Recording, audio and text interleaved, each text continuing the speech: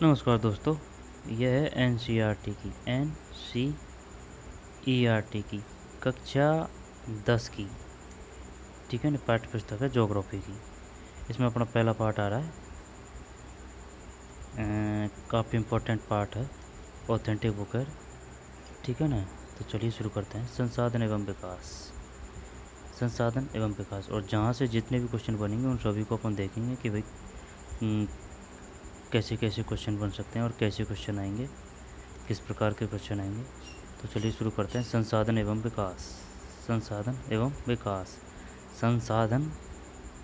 विकास। क्या आप उन वस्तुओं का नाम बता सकते हैं जो गांवों, शहरों में हमारे जीवन को आराम पहुंचाते हैं? ऐसी वस्तुओं की एक सूची तैयार करें। उनको बनाने में प्रयोग होने वाले पदार्थों का नाम बताएं। क्या आप उन वस्तुओं का नाम बता सकते हैं जो गांवों और शहरों में हमारे जीवन को आराम पहुंचाते हैं? ऐसी वस्तुओं की एक सूची तैयार करें और उनको बनाने में प्रयोग होने वाली पदार्थों का नाम बताएं।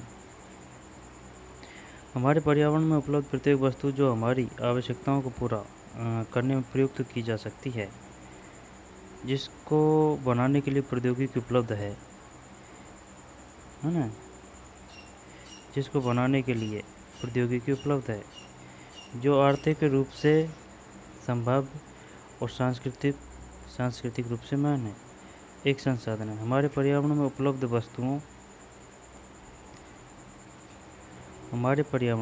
प्रत्येक वस्तु जो हमारी आवश्यकताओं को पूरा करने में प्रयुक्त की जा सकती है और जिसको बनाने के लिए प्रौद्योगिकी उपलब्ध है, जो आर्थिक रूप से संभाव्य और सांस्कृतिक रूप से मान्य है, एक संसाधन है। मतलब संसाधन किसे कहते हैं?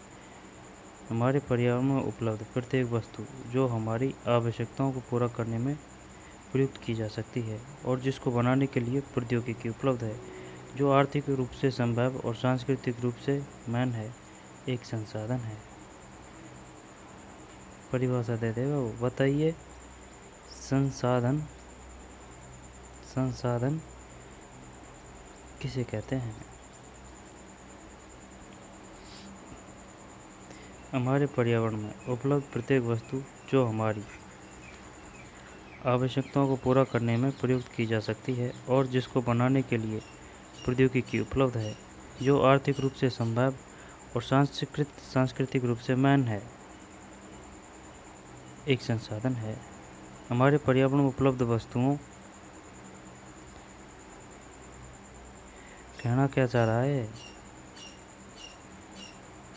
हमारे पर्यावरण में उपलब्ध प्रत्येक वस्तु जो हमारी आवश्यकताओं को पूरा करने में प्रयुक्त की जा सकती है और जिसको बनाने के लिए प्रौद्योगिकी उपलब्ध है, जो आर्थिक रूप से संभाव्य और सांस्कृतिक रूप से मान्य है, एक संसाधन है। हमारे पर्यावरण में उपलब्ध वस्तुओं, भौतिक पर्यावरण, प्रकृति, प्रौद्योगिकी, मानव और संस्थाएं। प्रकृति, प्रौद्योगिकी और संस्थाओं के मध्य अंतर संबंध। जब प्राकृतिक है ना, मानवीय संसाधन कितने प्रकार के होते हैं? 2 प्रकार के होते हैं, प्राकृतिक और मानवीय। मानवीय में कौन से आ रहे हैं? संरचनाएं एवं संस्थाएं, मात्रा एवं गुणवत्ता, सिर्फ यह है। और प्राकृतिक में नवीकरणीय योग्य, नवीकरणीय योग्य में है सतत अथवा प्रवाह, जैसे पवन, जल। जैव में प्राकृतिक वनस्पति, वन और वन्य जीव। अनवीकरणीय में पुनःचक्रीय जैसे धातु और अचक्रीय जैसे जीवाश्म ईंधन, यानी जिनका दोबारा से प्राप्त नहीं किया जा सकता, अचक्रीय।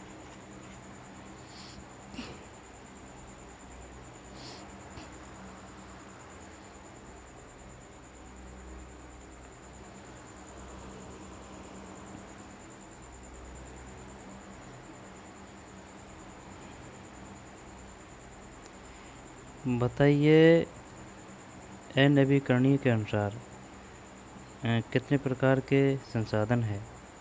एक तो पुनः चक्रीय और अचक्रीय, जिनको दोबारा हम प्राप्त नहीं कर सकते। एक बार काम में ले लिया तो ख़त्म है मामला, है ना। तो जीवाश्म ईंधन, और जिनको काम लेने के बाद में भी हम दोबारा काम में ले सकते हैं, जैसे धातु, है ना, पूर्ण चक्रीय व्यवस्था के द्वारा।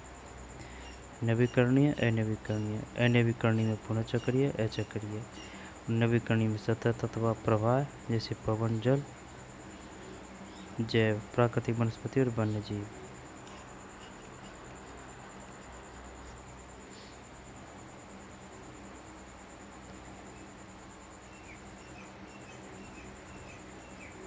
हमारे पर्यावरण में उपलब्ध वस्तुओं की रूपांतरण प्रक्रिया प्रकृति, प्रौद्योगिकी और संस्थाओं के पारस्परिक क्रियात्मक संबंध में निहित है।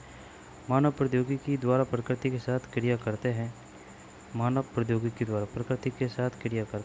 और अपने आर्थिक विकास की गति को तेज करने के लिए संस्थाओं का निर्माण करते हैं। क्या आप भी अन्य वस्तुओं से लोगों की तरह संसाधनों को प्राकृतिक उपहार समझते हैं? ऐसा नहीं है। संसाधन मानवीय क्रियाओं का परिणाम है। मानव स्वयं संसाधनों का महत्वपूर्ण हिस्सा है। वे पर्यावरण में पाए जाने वाले पदार्थों को संसाधनों में परिवर्तित करते हैं तथा उन्हें प्रयोग करते हैं।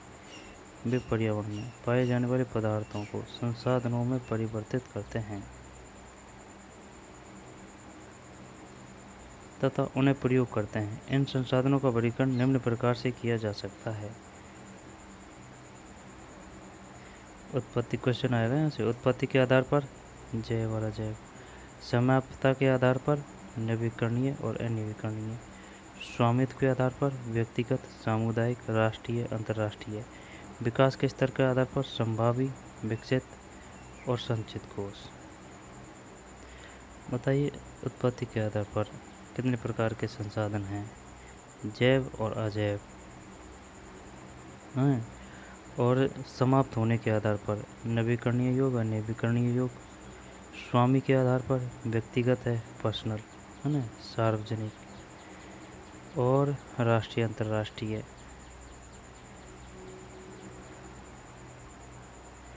विकास के स्तर के आधार पर संभावी, विकसित, भंडार और संचित कोष।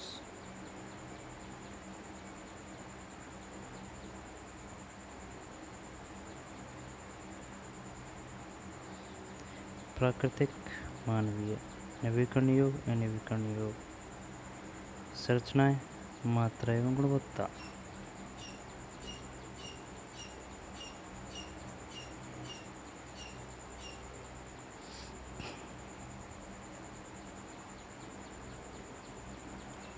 संसाधनों का विकास।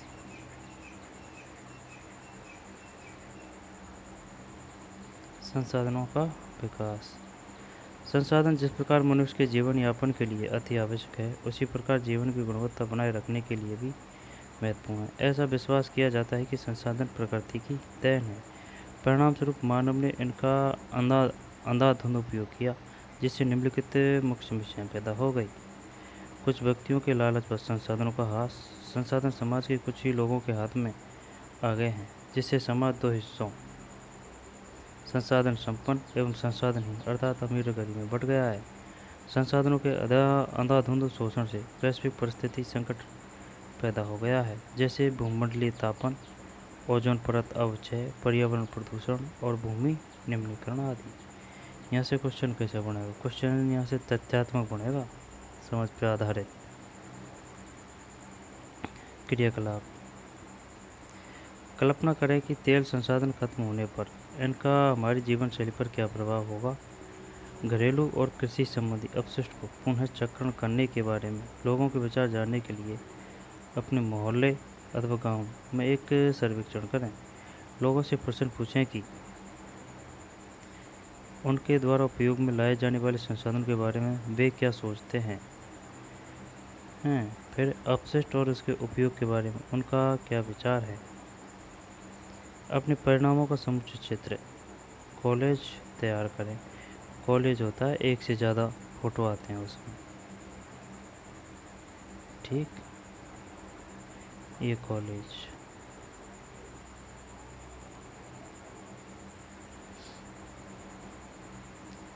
पर्यावरण प्रदूषण, भूमि निम्नीकरण आदि। मानव जीवन की गुणवत्ता और विश्व शांति बनाए रखने के लिए संसाधन को समाज में न्याय संगत बंटवारा आवश्यक हो गया है। यदि कुछ ही व्यक्तियों तथा देशों द्वारा संसाधनों का वर्तमान दोहन जारी रहता है तो हमारी पृथ्वी का भविष्य खतरे में पड़ सकता है। इसलिए हर तरह के जीवन का अस्तित्व बनाए रखने के लिए संसाधनों के उपयोग की योजना बनाना अति आवश्यक है। सतत अस्तित्व सही अर्थ में सतत पोषण विकास का एक हिस्सा है। सतत अस्तित्व सही अर्थ में सतत पोषण विकास का एक हिस्सा है।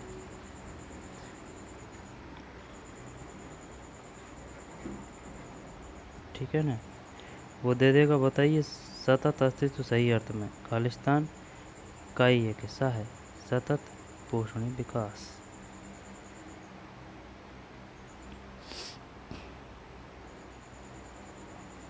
सतत पोषणीय विकास। सतत पोषणीय आर्थिक विकास करते हैं कि विकास पर्यावरण को बिना नुकसान पहुंचाए हो और वर्तमान विकास की प्रक्रिया भविष्य की पीढ़ियों की आवश्यकता की अवहेलना न करें।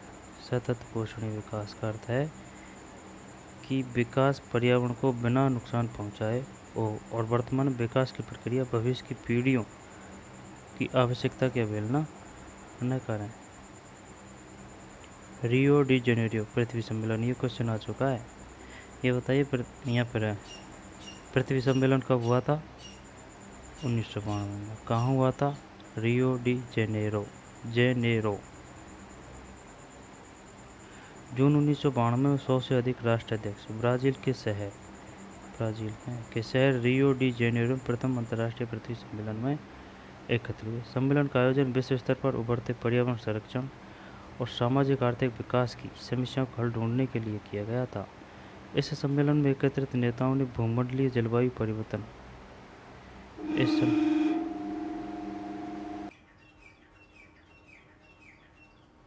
रियो डी जेनेरो पृथ्वी सम्मेलन 1992 जून 1992 में 100 से अधिक राष्ट्राध्यक्ष ब्राज़ील के शहर रियो डी जेनेरो में प्रथम अंतर्राष्ट्रीय पृथ्वी सम्मेलन में एकत्रित हुए। सम्मेलन का आयोजन विश्व स्तर पर उभरते पर्यावरण संरक्षण और सामाजिक आर्थिक विकास की समस्याओं का हल ढूंढने के लिए किया गया था। इस सम्मेलन में एकत्रित नेताओं ने भूमंडलीय जलवायु परिवर्तन और जैविक विविधता पर एक घोषणा पत्र पर हस्ताक्षर किए। रियो सम्मेलन में भूमंडलीय वन सिद्धांतों फॉरेस्ट प्रिंसिपल्स पर सहमति जताई। वन सिद्धांतों पर और 21वीं शताब्दी में सतत पोषण विकास के लिए एजेंडा 21 को स्वीकृति प्रदान की।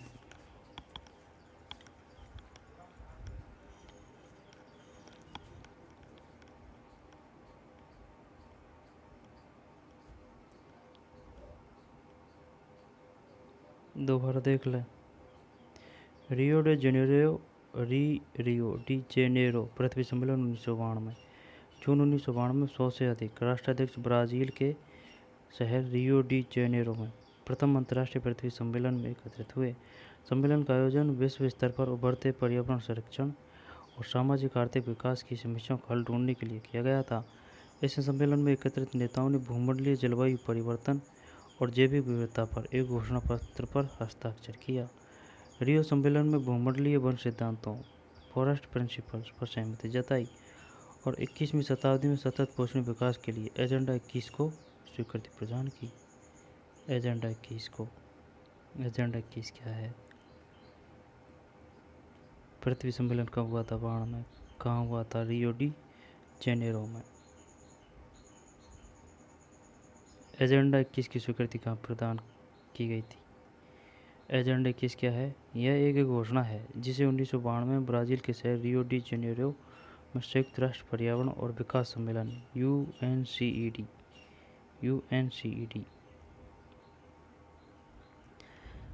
के तत्वाधान में राष्ट्राध्यक्षों द्वारा स्वीकृत किया गया। इसका उद्देश्य भूमंडलीय सतत पोषणीय विकास हासिल करना है। यह एक कार्यसूची है जिसका उद्देश्य समान हितों, पारस्परिक आवश्यकताओं एवं सम्मिलित जिम्मेदारियों के अनुसार वैश्विक सहयोग के द्वारा पर्यावरणीय क्षति, गरीबी और रोगों से निपटना है।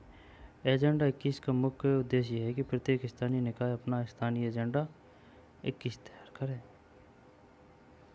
एजेंडा 21 का मुख्य उद्देश्य है कि प्रत्येक स्थानीय निकाय अपना स्थानीय एजेंडा 21 तैयार करे।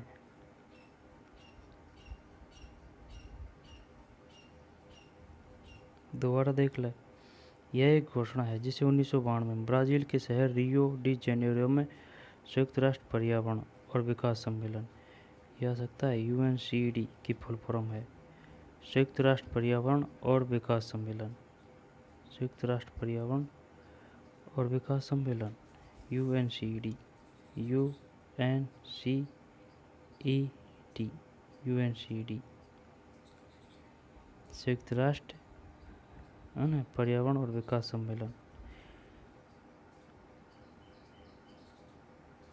जिसका उद्देश्य समान हितों, पारस्परिक आवश्यकताओं एवं सम्मिलित जिम्मेदारियों के अनुसार विश्व सहयोग के द्वारा पर्यावरणीय क्षति, गरीबी और रोगों से निपटना है। एजेंडा 21 का मुख्य उद्देश्य है कि प्रत्येक स्थानीय निकाय अपना स्थानीय एजेंडा 21 तैयार करें। संसाधन नियोजन,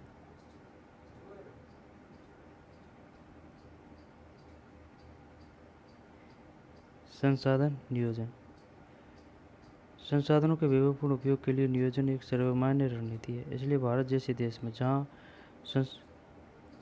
संसाधनों की उपलब्धता में बहुत अधिक विविधता है, ये और भी महत्वपूर्ण है। यहाँ ऐसे प्रदेश भी है जहाँ एक तरह के संसाधनों की प्रचुरता है परंतु दूसरे तरह के संसाधनों की कमी है। कुछ ऐसे प्रदेश भी है जो संसाधनों की उपलब्धता के संदर्भ में आत्मनिर्भर है और कुछ ऐसे भी प्रदेश हैं जहाँ संसाधन नियोजन क्या है। संसाधनों के विवेकपूर्ण उपयोग के लिए नियोजन एक सर्वमान्य रणनीति है। इसलिए भारत जैसे देश में जहाँ संसाधनों की उपलब्धता में बहुत अधिक विविधता है, यह और भी महत्वपूर्ण है। यहाँ ऐसे प्रदेश भी है जहाँ एक तरह के संसाधनों की प्रचुरता है परंतु दूसरे तरह के संसाधनों की कमी है। कुछ ऐसे प्रदेश भी है जो संसाधनों की उपलब्धता के संदर्भ में आत्मनिर्भर है और कुछ ऐसे भी प्रदेश है जहाँ महत्वपूर्ण संसाधनों की अत्यधिक कमी है। उदाहरणार्थ झारखंड, मध्य प्रदेश, छत्तीसगढ़ आदि प्रांतों में खनिज और कोयले के प्रचुर भंडार है। झारखंड में, मध्य प्रदेश में MP और छत्तीसगढ़। अरुणाचल प्रदेश में जल संसाधन प्रचुर मात्रा में पाए जाते हैं परंतु मूल विकास की कमी है। अरुणाचल, राजस्थान पवन और सौर ऊर्जा संसाधनों की बहुता है लेकिन जल संसाधनों की कमी है। अब वो ये पूछ लेगा, बताइए अरुणाचल प्रदेश में कौन सा संसाधन प्रचुर मात्रा में मिलता है? जल, विद्युत, कोयला, उद्योग। जल, कोयला झारखंड, मध्य प्रदेश, छत्तीसगढ़ में। राजस्थान में पवन और सौर ऊर्जा। लद्दाख का शीत मरुस्थल देश के अन्य भागों से अलग थलग पड़ता है। यह प्रदेश सांस्कृतिक विरासत का धनी है परंतु यहाँ जल आधारभूत अवसंरचना तथा कुछ महत्वपूर्ण खनिजों की कमी है। इसलिए राष्ट्रीय, प्रांतीय, प्रादेशिक और स्थानीय स्तर पर संतुलित संसाधन नियोजन की आवश्यकता है। राष्ट्रीय, प्रांतीय, प्रादेशिक और स्थानीय स्तर पर।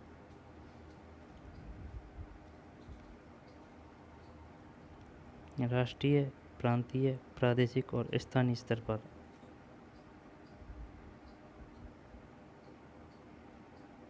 संतुलित संसाधन नियोजन की आवश्यकता है। क्रियाकलाप, अपने राज्य में पाए जाने वाले संसाधनों की सूची तैयार करें और जिन महत्वपूर्ण संसाधनों की आपके राज्य में कमी है उनकी पहचान करें।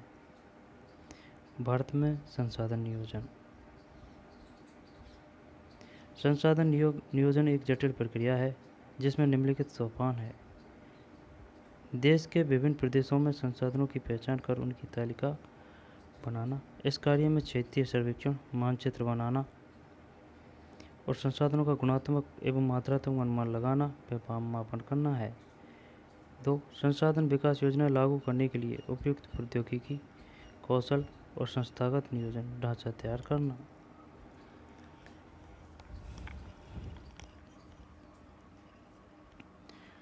संसाधन विकास योजनाओं और राष्ट्रीय विकास योजनाओं में समन्वय स्थापित करना।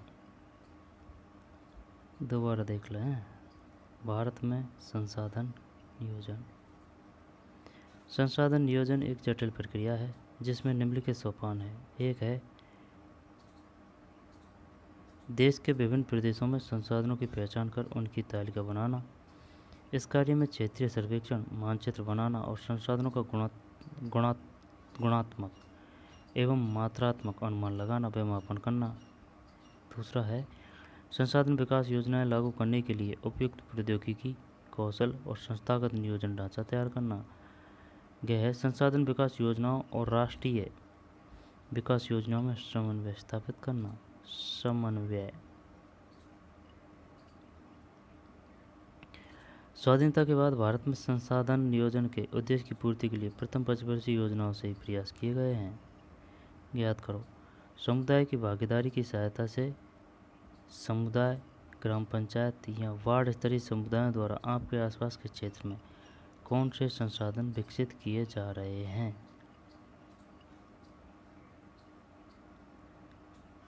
समुदाय भागीदारी की सहायता से किसी क्षेत्र के विकास के लिए संसाधनों की उपलब्धता एक आवश्यक शर्त है। संसाधन की उपलब्धता एक आवश्यक। विद्यालय किसमें आएगा? विद्यालय।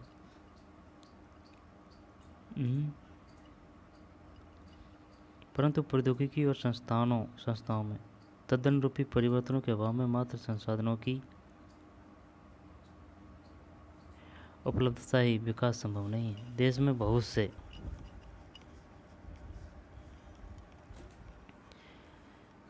से क्षेत्र हैं जो संसाधन समृद्ध होते हुए भी आर्थिक रूप से पिछड़े प्रदेशों की गिनती में आते हैं। इसके विपरीत कुछ ऐसे प्रदेश भी हैं जो संसाधनों की कमी होते हुए भी आर्थिक रूप से विकसित है।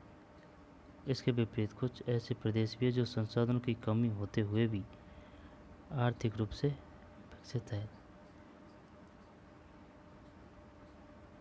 क्या आप संसाधन संपन्न परंतु आर्थिक रूप से पिछड़े और संसाधन विहीन परंतु आर्थिक रूप से विकसित प्रदेशों के नाम बता सकते हैं? ऐसी परिस्थिति होने के कारण बताएं।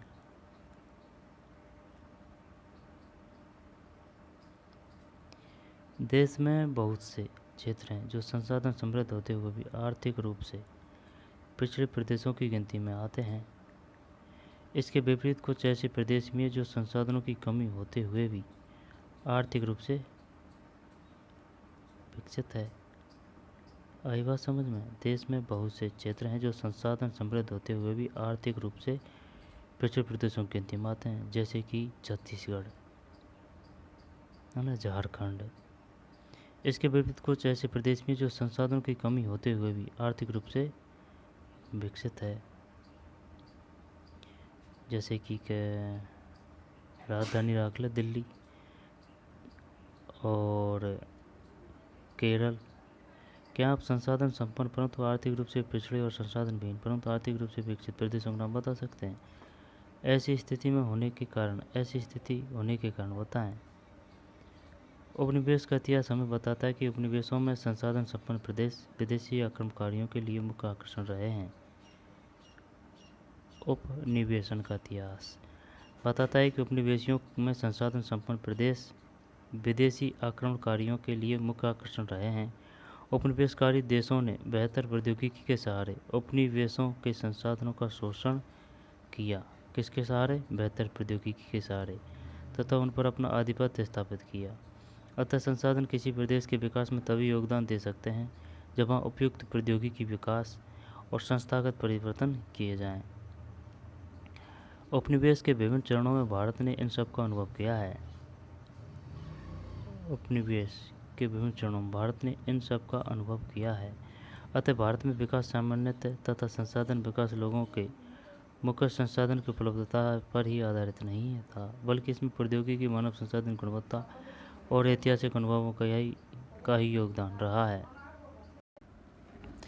भारत में संसाधन नियोजन, ठीक है ना, ये पढ़ लिया अपन ने। चल दोबारा से ले ले। संसाधन नियोजन। संसाधन नियोजन क्या है? संसाधनों के विवेकपूर्ण उपयोग के लिए नियोजन एक सर्वमान्य रणनीति है। इसलिए भारत जैसे देश में जहाँ संसाधनों की उपलब्धता में बहुत अधिक विविधता है, यह और भी महत्वपूर्ण है। यहाँ ऐसे प्रदेश भी हैं जहाँ एक तरह के संसाधनों की प्रचुरता है परंतु दूसरे तरह के संसाधन की कमी है। कुछ ऐसे प्रदेश भी हैं जो संसाधनों की उपलब्धता के संदर्भ में आत्मनिर्भर है और कुछ ऐसे भी प्रदेश हैं जहाँ महत्वपूर्ण संसाधनों की अत्यधिक कमी है। उदाहरणार्थ झारखंड, मध्य प्रदेश और छत्तीसगढ़ आदि प्रांतों में खनिजों और कोयले के प्रचुर भंडार है। अरुणाचल प्रदेश में जल संसाधन प्रचुर मात्रा में पाए जाते हैं। बताइए अरुणाचल में कौन सा संसाधन प्रचुर मात्रा में पाया जाता है? जल। और खनिज और कोयले कहाँ ज़्यादा मात्रा में किन राज्यों में संसाधन है? झारखंड में, मध्य प्रदेश में, छत्तीसगढ़ में। परंतु मूल विकास की कमी है। राजस्थान में पवन और सौर ऊर्जा संसाधनों की बहुलता है, लेकिन जल संसाधनों की कमी है। लद्दाख का शीत मरुस्थल देश के अन्य भागों में अलग थलग पड़ता है। यह प्रदेश सांस्कृतिक विरासत का धनी है, परंतु यहाँ जल, आधारभूत अवसंरचना तथा कुछ महत्वपूर्ण खनिजों की कमी है। इसलिए राष्ट्रीय, प्रांतीय, प्रादेशिक और स्थानीय स्तर पर संतुलित संसाधन नियोजन की आवश्यकता है।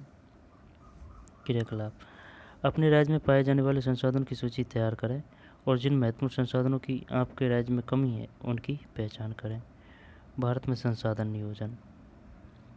संसाधन नियोजन एक जटिल प्रक्रिया है जिसमें निम्नलिखित सोपान है। पहला है देश के विभिन्न प्रदेशों में संसाधनों की पहचान कर उनकी तालिका बनाना। भारत में संसाधन नियोजन: देश के विभिन्न प्रदेशों में संसाधनों की पहचान कर उनकी तालिका बनाना। इस कार्य में क्षेत्रीय सर्वेक्षण, मानचित्र बनाना और संसाधनों का गुणात्मक एवं मात्रात्मक अनुमान लगाना व मापन करना है। संसाधन विकास योजनाएं लागू करने के लिए उपयुक्त प्रौद्योगिकी, कौशल और संस्थागत नियोजन ढांचा तैयार करना। प्रौद्योगिकी, कौशल और संस्थागत नियोजन ढांचा तैयार करना। संसाधन विकास योजनाओं और राष्ट्रीय विकास योजनाओं में समन्वय स्थापित करना। क्या है? देश के विभिन्न प्रदेशों में संसाधनों की पहचान कर उनकी तालिका बनाना। इस कार्य में क्षेत्रीय सर्वेक्षण, मानचित्र बनाना और संसाधनों का गुणात्मक एवं मात्रात्मक अनुमान लगाना व मापन करना। पर एक तो ये है अनेक नियोजन कैसे कर सकते हैं। अगला है संसाधन विकास योजनाएं लागू करने के लिए उपयुक्त प्रौद्योगिकी, कौशल और संस्थागत नियोजन ढांचा तैयार करना। यह संस्थागत विकास योजनाओं और राष्ट्रीय विकास योजनाओं में समन्वय स्थापित करना।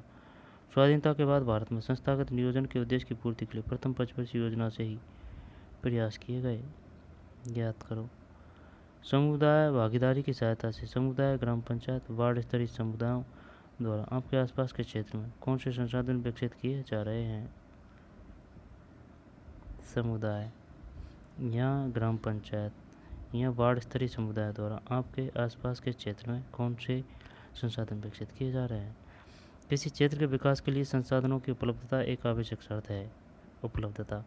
परंतु प्रौद्योगिकी और संस्थाओं में तदनुरूपी परिवर्तनों के अभाव में मात्र संसाधनों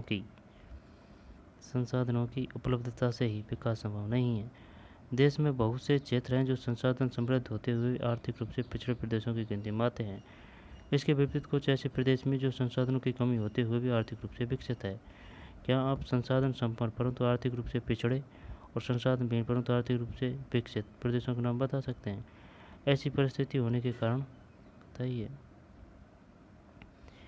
उपनिवेश का इतिहास हमें बताता है कि उपनिवेशों में संसाधन संपन्न प्रदेश विदेशी आक्रमणकारियों के लिए मुख्य आकर्षण रहे हैं। उपनिवेशकारियों ने देशों ने बेहतर प्रौद्योगिकी के सहारे उपनिवेशों के संसाधनों का शोषण किया। उपनिवेशकारी देशों ने बेहतर प्रौद्योगिकी के सहारे, ठीक है ना, प्रौद्योगिकी बढ़िया थी भाई, इस वजह से, और प्रौद्योगिकी बढ़िया होती है जब तो संसाधनों का अधिक दोहन हो सकता है। भाई जैसे कि भाई एक तो मालगाड़ी में लदेंगे उनको और एक बस वगैरह यहाँ पर ट्रक में लदेंगे, ठीक है ना। संसाधनों का शोषण किया तथा उन पर अपना आधिपत्य स्थापित किया। अतः संसाधन किसी प्रदेश के विकास में तभी योगदान दे सकते हैं जब वहाँ उपयुक्त प्रौद्योगिकी का विकास और संस्थागत परिवर्तन किए जाएं।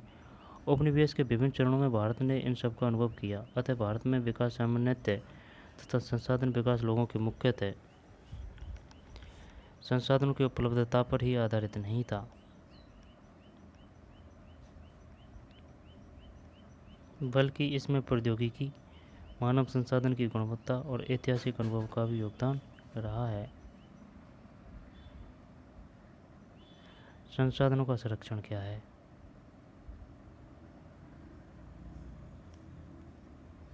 प्रौद्योगिकी के साथ साथ मानव संसाधन की गुणवत्ता और ऐतिहासिक अनुभव का भी योगदान रहा है। अब है संसाधनों का संरक्षण। संसाधन किसी भी तरह के विकास में महत्वपूर्ण भूमिका निभाते हैं, परंतु संसाधनों का विवेकहीन उपयोग और अति उपयोग के कारण कई सामाजिक, आर्थिक और पर्यावरणीय समस्याएं पैदा हो सकती है। इन समस्याओं से बचाव के लिए विभिन्न स्तरों पर संसाधनों का संरक्षण आवश्यक है। भूतकाल से ही संसाधन का संरक्षण बहुत से नेताओं और चिंतकों के लिए चिंता का विषय रहा है। भूतकाल से ही चिंता का विषय रहा है।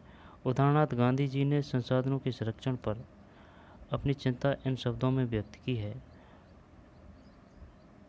गांधी जी ने यह कथन आ चुका है, भाई हमारे पास हर व्यक्ति की आवश्यकता पूर्ति के लिए बहुत कुछ है, लेकिन किसी के लालच की संतुष्टि के लिए नहीं। अर्थात हमारे पास पेट भरने के लिए बहुत कुछ है, लेकिन पेट ही भरने के लिए नहीं। उनके अनुसार विश्व स्तर पर संसाधन हास के लिए लालची और स्वार्थी व्यक्ति तथा आधुनिक प्रौद्योगिकी की शोषणात्मक प्रवृत्ति जिम्मेदार है। वे अत्यधिक उत्पादन के विरुद्ध थे और उनके स्थान पर अधिक बड़े जनसमुदाय द्वारा उत्पादन के पक्षधर थे। अंतर्राष्ट्रीय स्तर पर व्यक्तिगत तरीके से संसाधन संरक्षण की वकालत 1968 में क्लब ऑफ रोम ने की।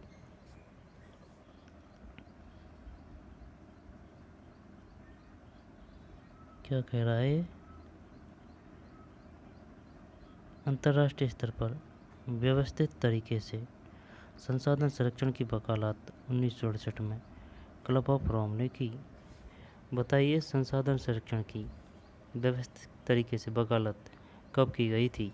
1968 में। कहाँ की गई थी? Club of Rome. तत्पश्चात 1974 में सुमे सर ने अपनी पुस्तक स्मॉल इज ब्यूटीफुल में 1974 है ना, और सुमे ने अपनी पुस्तक स्मॉल इज ब्यूटीफुल में इस विषय पर गांधी जी के दर्शन की एक बार फिर से पुनरावृत्ति की है।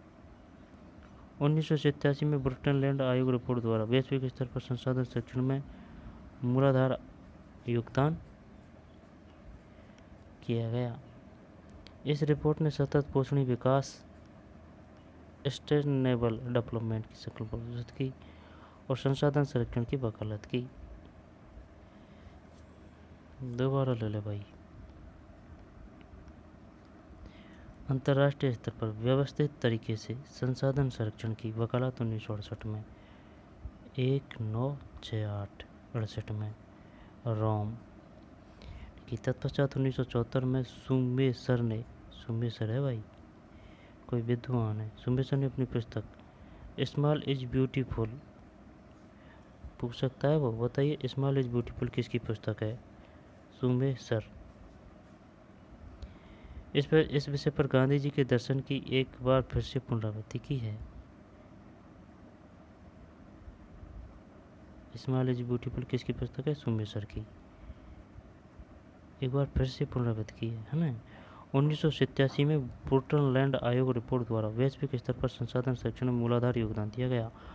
ब्रुटन लैंड आयोग रिपोर्ट द्वारा 1987 में संसाधन संरक्षण में मूलाधार योगदान किया गया। इस रिपोर्ट ने सतत पोषणीय विकास सस्टेनेबल डेवलपमेंट की संकल्पना प्रस्तुत की और संसाधन संरक्षण की वकालत की।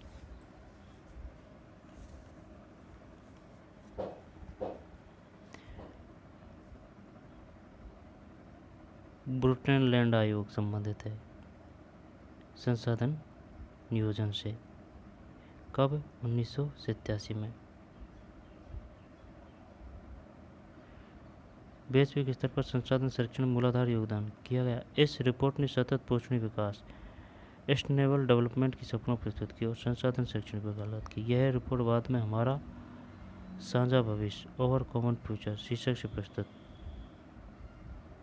के रूप में प्रकाशित। इस संदर्भ में एक और महत्वपूर्ण रियो डी जेनेरियो ब्राजील में 1992 में आयोजित पृथ्वी सम्मेलन द्वारा किया गया। जब है ना 1968 क्लब ऑफ रोम, फिर 1974 में सुमेसर पुस्तक है स्मॉल इज ब्यूटीफुल। इसके बाद है ना 68, 74, फिर 87, 68, 74, 87 सतत पोषणीय विकास। इस रिपोर्ट ने सतत पोषणीय विकास की संकल्पना प्रस्तुत की। पूछ सकता है वो, बताइए आ चुका है ये क्वेश्चन कि सतत पोषणीय विकास की संकल्पना किसने प्रस्तुत की थी? ब्रुटन लैंड आयोग ने यहाँ पर रियो डी जेनेरियो सम्मेलन ने या क्लब ऑफ रोम ने। आई बात समझ में? ब्रूटनलैंड 1987 में।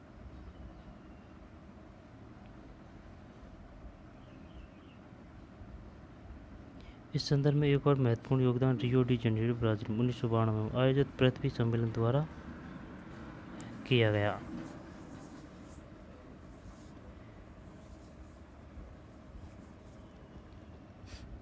हमारा साझा भविष्य, आवर कॉमन फ्यूचर। वो बात तो तेरी सही है, लेकिन किसकी है?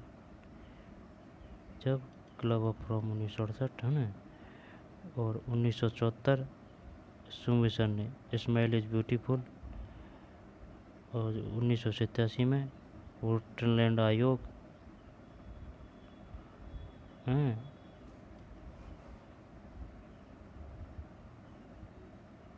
किसका कौन सा सिद्धांत दिया था? रिपोर्ट में क्या बताया था?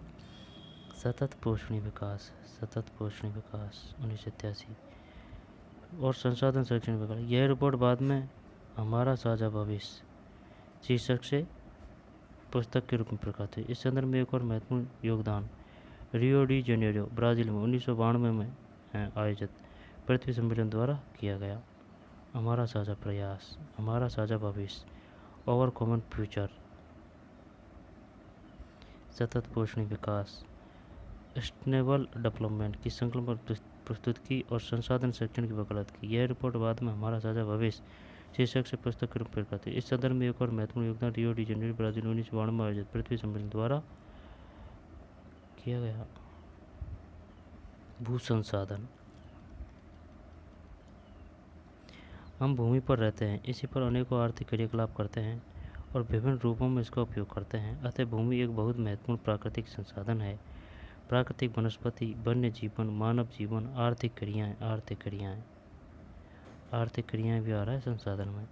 परिवहन तथा संचार व्यवस्थाएं भूमि पर ही आधारित है, परंतु भूमि एक सीमित संसाधन है, इसलिए उपलब्ध भूमि का विभिन्न उद्देश्यों के लिए उपयोग सावधानी और योजनाबद्ध तरीके से होना चाहिए। भारत में भूमि पर विभिन्न प्रकार की भू आकृतियाँ जैसे पर्वत, पठार, मैदान और द्वीप पाए जाते हैं। लगभग 43% भू क्षेत्र मैदान है। कितना मैदान है? 43, जो कृषि और उद्योग के विकास के लिए सुविधाजनक है। विकास के लिए पर्वत पूरे भू क्षेत्र के 30% भाग पर विस्तृत है। पर्वत पूरे भू क्षेत्र के 30% भाग पर विस्तृत है। मैदान कितने परसेंट पे है? 43। जब ये वर्ल्ड की बात कर रहा है, यहाँ पर भारत की बात कर रहा है भाई। भारत में पर्वत, पठार, मैदान, द्वीप पाए जाते हैं। लगभग 43% भू क्षेत्र में मैदान है। 43 में मैदान हो गया। पर्वत पूरे भू क्षेत्र के 30% भाग पर विस्तृत है। पर्वत 43% पे मैदान और 30% पे पर्वत। वे कुछ बारहमासी नदियों के प्रवाह को सुनिश्चित करते हैं। पर्यटन विकास के लिए अनुकूल परिस्थिति प्रदान करता है और पारिस्थितिकी के लिए महत्वपूर्ण है। देश के क्षेत्रफल का लगभग 27% पठारी क्षेत्र है।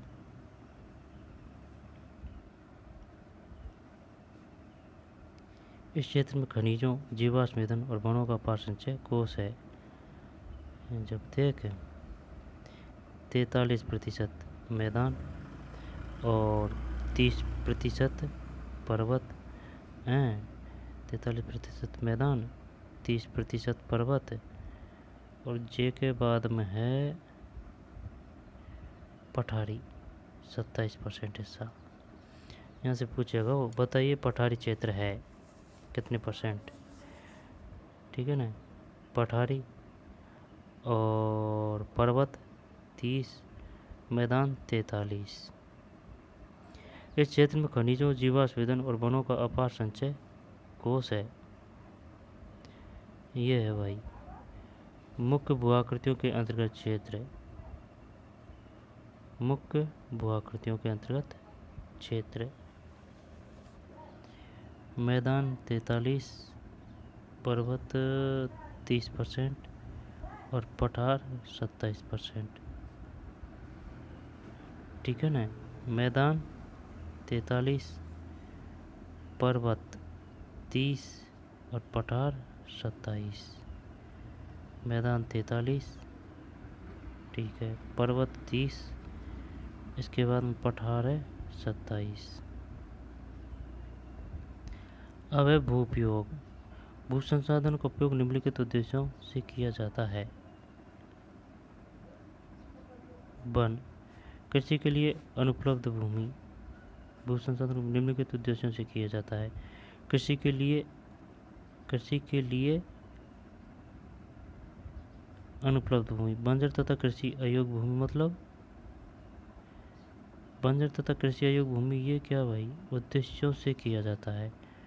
वन, कृषि के लिए अनुपलब्ध भूमि, भाई भूमि नहीं है ना, तो इसके लिए जैसे कि वन हैं तो उनको काट के अनुपलब्ध भूमि को उपलब्ध भूमि में बनाने के लिए। बंजर तथा कृषि अयोग्य भूमि है ना को सही करके गैर कृषि प्रयोजनों में लगाई गई भूमि, जैसे कि इमारतें, सड़कें, उद्योग आदि। प्रति भूमि के अतिरिक्त अन्य कृषि अयोग्य भूमि, स्थायी चारागाह तथा अन्य गोचर भूमि, विविध वृक्ष फसलों तथा उपवनों के अधीन भूमि जो शुद्ध बोए गए क्षेत्र में शामिल नहीं है। कृषि योग्य बंजर भूमि जहाँ 5 वर्षों से खेती नहीं की गई हो। कृषि योग्य बंजर भूमि जहाँ 5 से अधिक वर्षों से खेती नहीं की गई हो। प्रति भूमि वर्तमान प्रति जहाँ एक कृषि वर्ष या उससे कम समय में खेती न की गई हो। प्रति एक वर्ष जहाँ एक कृषि वर्ष या वर्तमान प्रति भूमि का अतिरिक्त अन्य प्रति भूमि का पुरातन प्रति यहाँ 1 से 5 कृषि वर्ष से खेती न की गई हो। शुद्ध निवल बोया गया क्षेत्र वह भूमि जिस पर फसलें उगाई या काटी जाती है, वह शुद्ध निवल बोया गया क्षेत्र कहलाता है। शुद्ध यानी कि निवल बोया गया क्षेत्र वह भूमि जिस पर फसलें उगाई व काटी जाती है, वह शुद्ध निवल बोया गया क्षेत्र कहलाता है। पूछ सकता है वो, बताइए शुद्ध बोया गया क्षेत्र या फिर शुद्ध निवल क्षेत्र कहलाता है। शुद्ध निवल। एक कृषि वर्ष में एक बार से अधिक बोए गए क्षेत्र को शुद्ध निवल बोए गए क्षेत्र में जोड़ दिया जाए तो वह सकल कृषि क्षेत्र कहलाता है। एक कृषि वर्ष में एक बार से अधिक बोए गए क्षेत्र को शुद्ध निवल में बोए गए क्षेत्र में जोड़ दिया जाए तो वह सकल कृषित क्षेत्र कहलाता है। समझ में नहीं आई, दो बार देख ले। शुद्ध निवल बोया गया क्षेत्र है क्या है, वह भूमि जिस पर फसलें उगाई व काटी जाती है वह शुद्ध निवल यानी कि बोया गया क्षेत्र कहलाता है। एक कृषि वर्ष में एक बार से अधिक बोए गए क्षेत्र को शुद्ध निवल बोए गए क्षेत्र से जोड़ दिया जाए तो वह सकल कृषित क्षेत्र कहलाता है।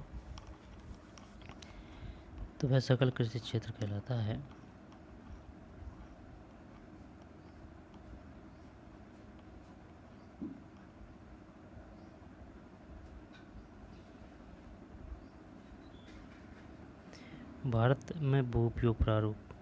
Director of economics and statistics, ministry of agriculture, 2017। सामान्य भू उपयोग संवर्ग 1960-61। सामान्य भू उपयोग संवर्ग 2014-15।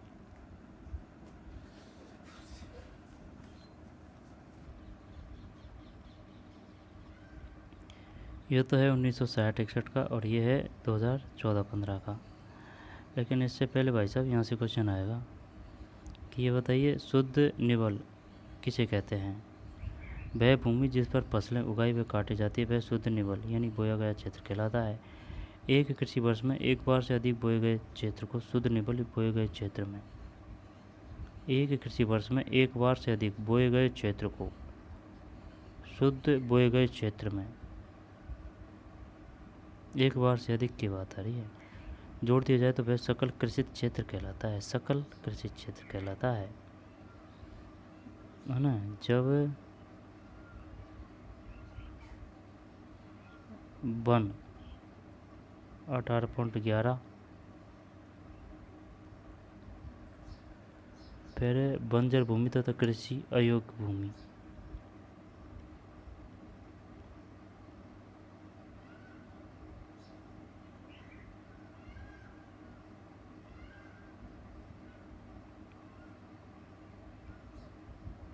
गहरा वाड़ा तो ये है ना। और वर्तमान प्रति कृषि योग बंजर भूमि ये है ना। वन ये हो गया, और बंजर तथा कृषि अयोग्य भूमि, बंजर तथा कृषि अयोग्य भूमि गहरा लाल है ये है।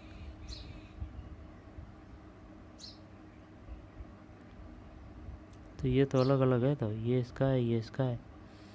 गैर कृषि प्रयोजनों के अंतर्गत स्थायी चारागाह तथा अन्य गोचर भूमि कौन सी है? नीली वाड़ी है ना, बैंगनी कलर। विविध वृक्षों, वृक्ष फसलों तथा उपवनों के अंतर्गत क्षेत्र ये वाड़ा। तो भाई देख 18.11 है ना वन। बंजर तथा कृषि अयोग्य भूमि 12.01। गैर कृषि प्रयोजनों के अंतर्गत, गैर कृषि प्रयोजनों के अंतर्गत क्षेत्र 45.26। ये काफ़ी बड़ा है भाई, 45.26। स्थायी चारागाह तथा अन्य गोचर भूमि और विविध वृक्षों, वृक्ष फसलों तथा उपवनों के अंतर्गत क्षेत्र जब वन 18.11। बंजर तथा कृषि अयोग्य भूमि गैर कृषि प्रयोजनों के अंतर्गत क्षेत्र स्थायी चारागाह तथा अन्य गोचर भूमि विविध वृक्षों, वृक्ष फसलों तथा उपवनों के अंतर्गत क्षेत्र।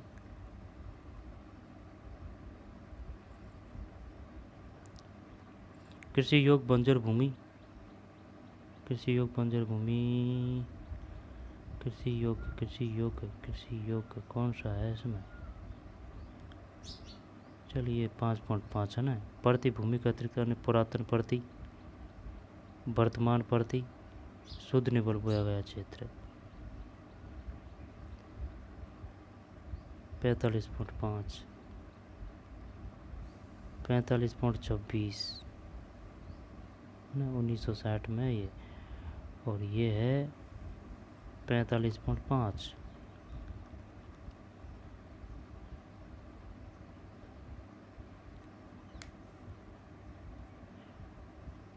ठीक है भाई हैं। आगे चलते हैं। भारत में भू उपयोग प्रारूप। भू उपयोग को निर्धारित करने वाले तत्वों में भौतिक कारक जैसे कि भू आकृति, जलवायु और मृदा के प्रकार तथा मानवीय कारक जैसे जनसंख्या, घनत्व, प्रौद्योगिकी, क्षमता, संस्कृति और परंपराएं इत्यादि शामिल है।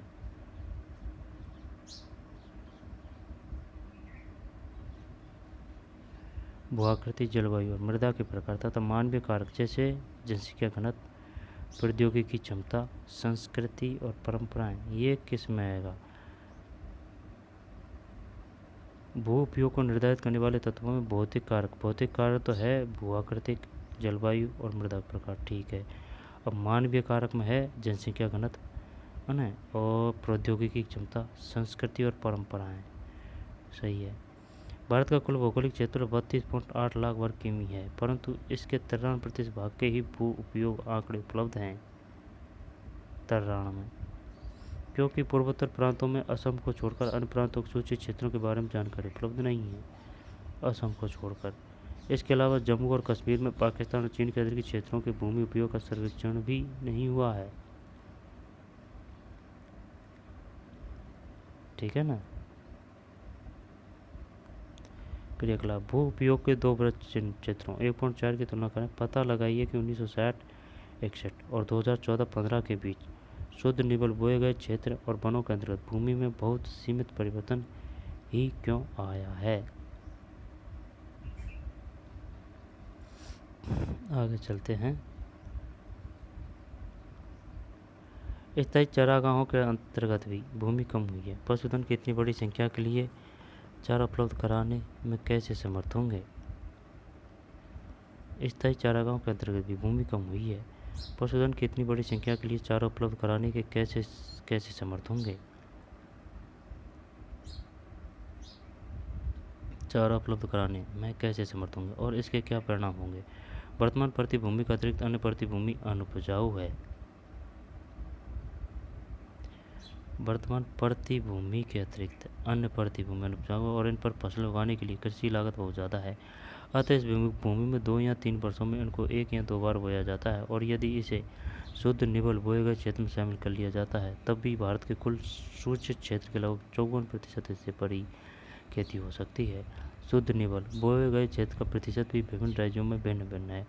पंजाब और हरियाणा में 80% भूमि पर खेती होती है भाई, 80% पंजाब और हरियाणा। परंतु अरुणाचल प्रदेश, मिजोरम, मणिपुर, अंडमान निकोबार द्वीप समूह में 10% से भी कम क्षेत्र बोया जाता है। इन राज्यों में शुद्ध निबल बोए गए क्षेत्र के कम अनुपात के लिए उत्तरदायी कारणों को ज्ञात कीजिए।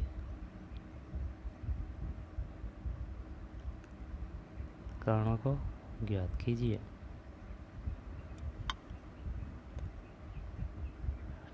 ठीक है, 10% से कम क्षेत्र बोया जाता है। बताइए पंजाब और हरियाणा में कितने प्रतिशत भूमि पर खेती की जाती है? 80। और 10% से अरुणाचल प्रदेश, मिजोरम, मणिपुर, अंडमान निकोबार द्वीप, है ना, 10% से भी कम क्षेत्र बोया जाता है। हमारे देश में राष्ट्रीय वन नीति 1952 द्वारा निर्धारित वनों के अंतर्गत 33% भौगोलिक क्षेत्र वांछित है। ये क्वेश्चन आ चुका है। राष्ट्रीय वन नीति के अंतर्गत कितने प्रतिशत भौगोलिक क्षेत्र पर वन होने चाहिए? 33। ठीक है ना। राष्ट्रीय वन नीति 1952 काफ़ी पहले हो चुकी थी भाई, 1952। कितने परसेंट एरिया पर वन चाहिए? 33% वांछित है, जिसकी तुलना में वन के अंतर्गत क्षेत्र काफ़ी कम है। वन नीति द्वारा निर्धारित यह सीमा पारिस्थितिक संतुलन बनाए रखने के लिए आवश्यक है। वन क्षेत्रों के आसपास रहने वाले लाखों लोगों की आजीविका इस पर निर्भर करती है। भू उपयोग का एक भाग बंजर भूमि और दूसरा गैर कृषि प्रयोजन में लगाई गई भूमि कहलाता है। भू उपयोग का एक भाग बंजर भूमि और दूसरा गैर कृषि प्रयोजनों में लगाई गई भूमि कहलाता है। बंजर भूमि में पहाड़ी चट्टानें, सूखी और मरुस्थलीय भूमि शामिल है।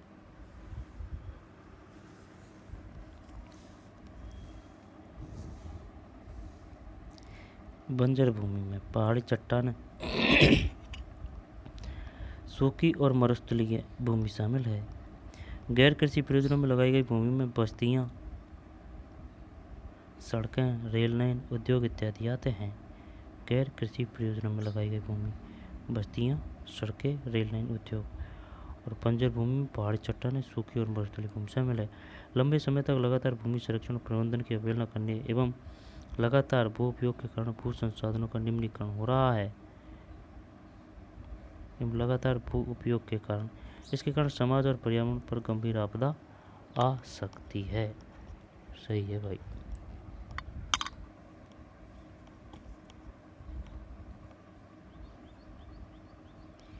भूमि निम्नीकरण और संरक्षण उपाय, इससे पहले कुछ रहा थोड़ी है।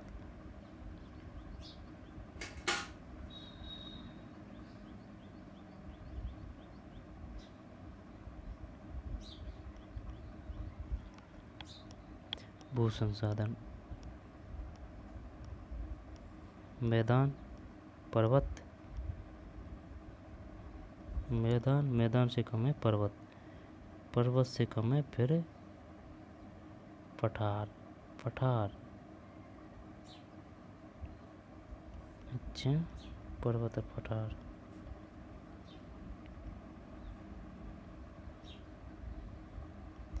भारत में संसाधन नियोजन, संसाधन नियोजन क्या है? संसाधन नियोजन एजेंडा 21 क्या है? यहाँ से क्वेश्चन आ चुका है। एजेंडा 21 UNCED के तत्वाधान में 1992 में रियो डी जेनेरो पृथ्वी सम्मेलन 1921 को स्वीकृति प्रदान की। जून 1992 में सतत पोषणीय विकास।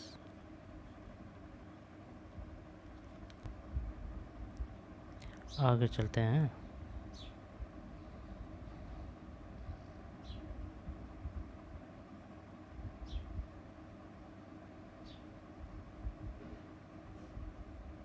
यहीं थे ना अपन, और कितना रहा है पाठ?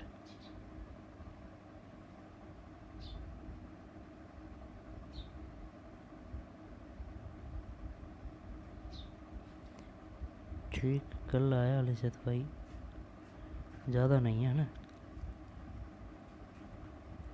ये तो पढ़ लिया अपन ने, और ये भी पढ़ लिया। इसके बाद में ये पढ़ना है, गंभीर आपदा आ सकती है ना। भूमि निम्नीकरण और संरक्षण उपाय।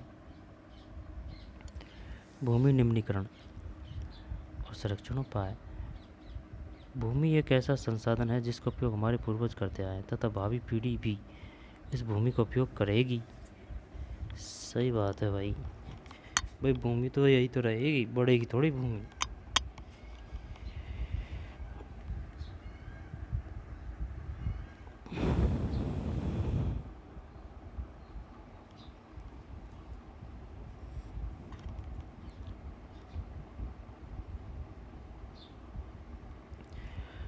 भूमि निम्नीकरण और संरक्षण उपाय। भूमि एक ऐसा संसाधन है जिसका उपयोग हमारे पूर्वज करते आए हैं तथा भावी पीढ़ी भी इसी भूमि का उपयोग करेगी।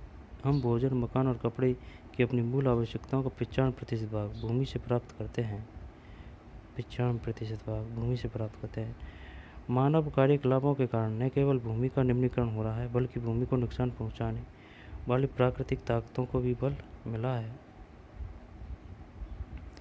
मानव क्रियाकलापों के कारण न केवल भूमि का निम्नीकरण हो रहा है बल्कि भूमि को नुकसान पहुंचाने वाली प्राकृतिक ताकतों को भी बल मिला है।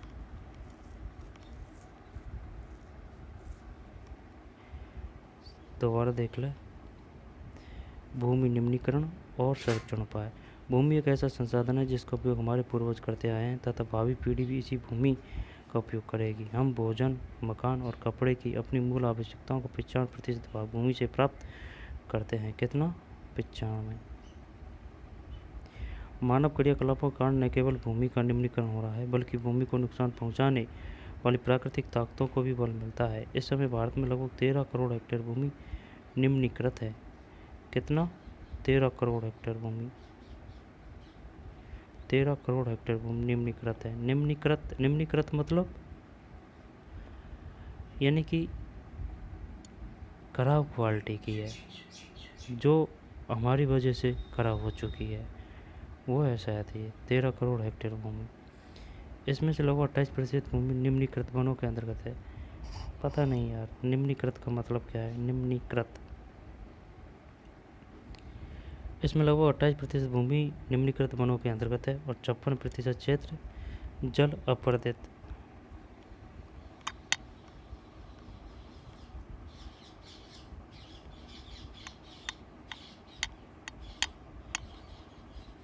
ठीक है।